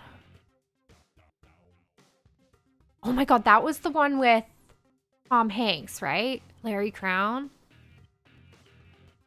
And he was like trying to get his high school degree or diploma or whatever. I think that's what it was. Horrible Bosses. Crazy Stupid Love. I saw Bridesmaids again. Harry Potter 7B. Why 7B?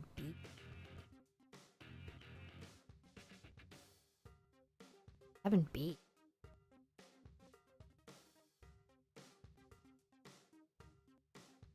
Doesn't make any sense.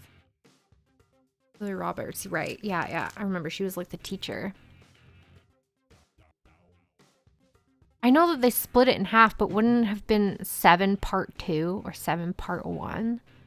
Because that's what it said on the DVD box.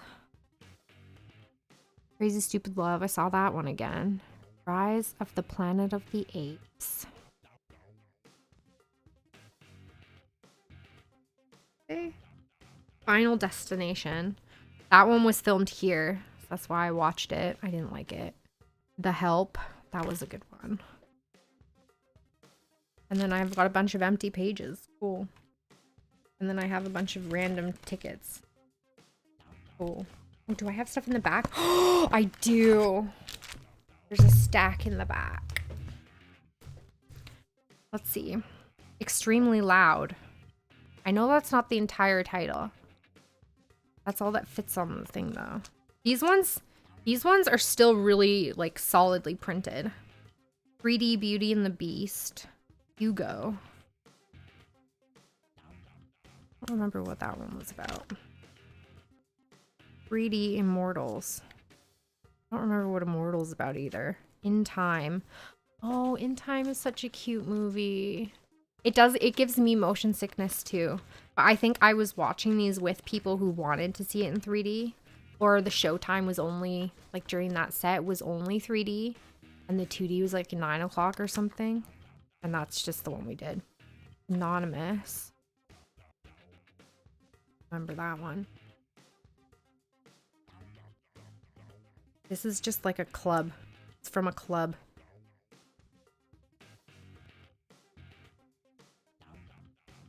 Four. Oh, right! My friend's band played this club. That's why I kept it. Oh, that's sick. I forgot about that. The gig they played.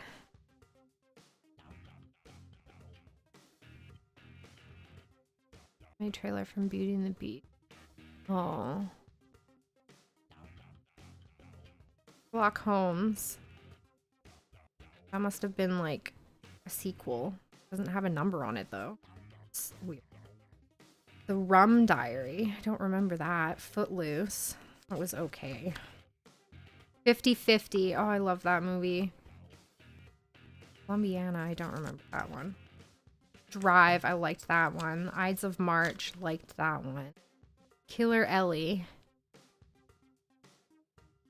Remember that one. Give It to Pie. Give It to Pie. A Dangerous Method. What's that about?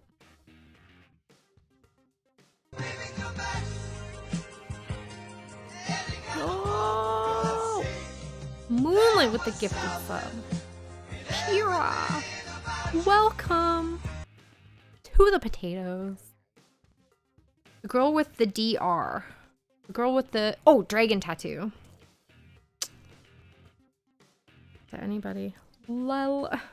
Now you can post. I saw 50-50 a second time. I told you, I liked that movie. Cirque du Soleil. When was this? That's cool.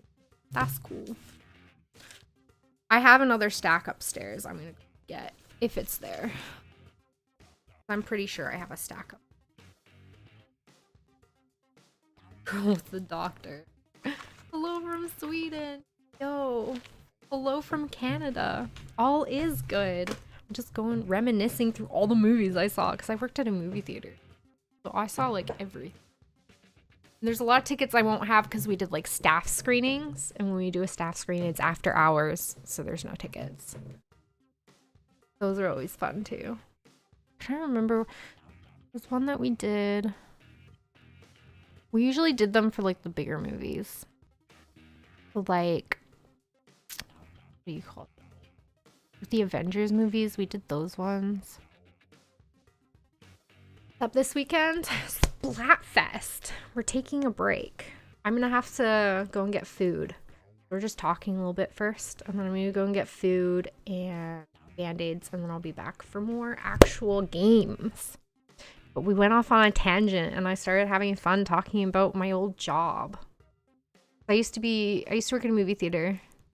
I was regular staff, then a supervisor, then a manager, and I was a projectionist. So I worked for the movie theater, I think for like 10 months as a staff, and then I got supervisor, and when you become supervisor, you get projection training. So I was a projectionist for 7 years. So I'm gonna go get the other ticket stubs. I'll be right back.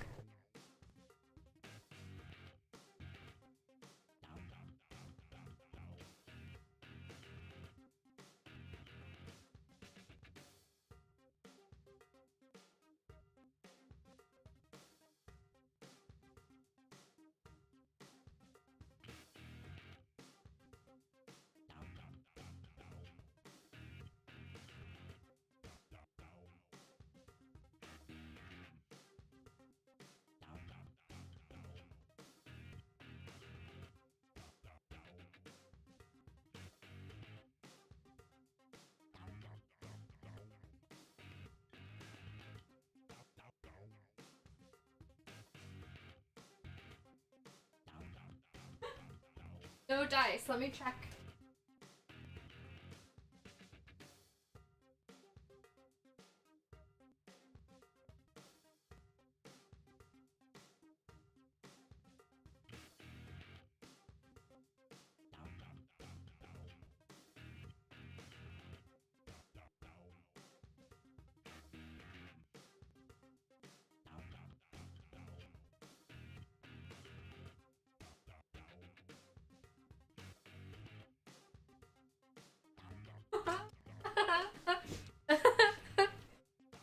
No dice. I did find ticket stub for watching Harry Potter Symphony, BSO. They play the movie and then a symphony plays all the music live. Run, you fools.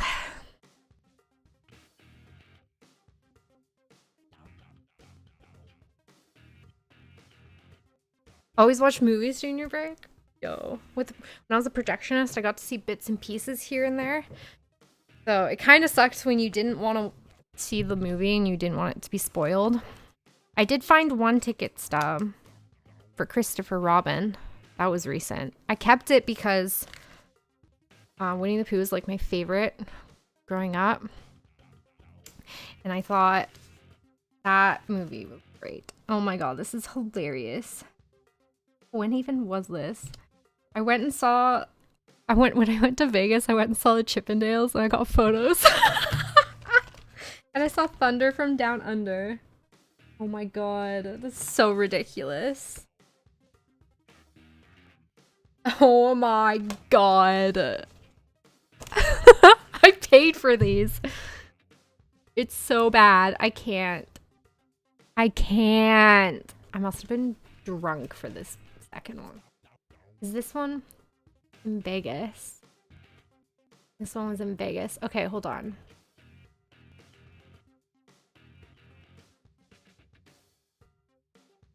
Chippendales, I was drunk. Like blackout drunk.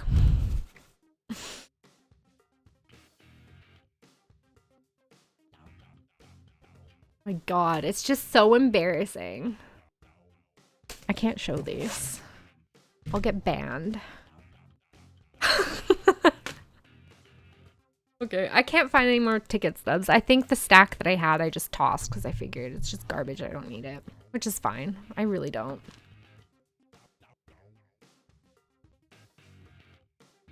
I'm gonna go and get some food and get some ditch type band-aids. Can't remember what it's called. Like a closure thing. Enjoy food. I will. I'll be back in about an hour for more actual video games called Splatoon because it's Splatfest. So thanks for hanging out with me and like reminiscing over projection and shit. I had a lot of fun with that. I'll see you guys soon. Bye.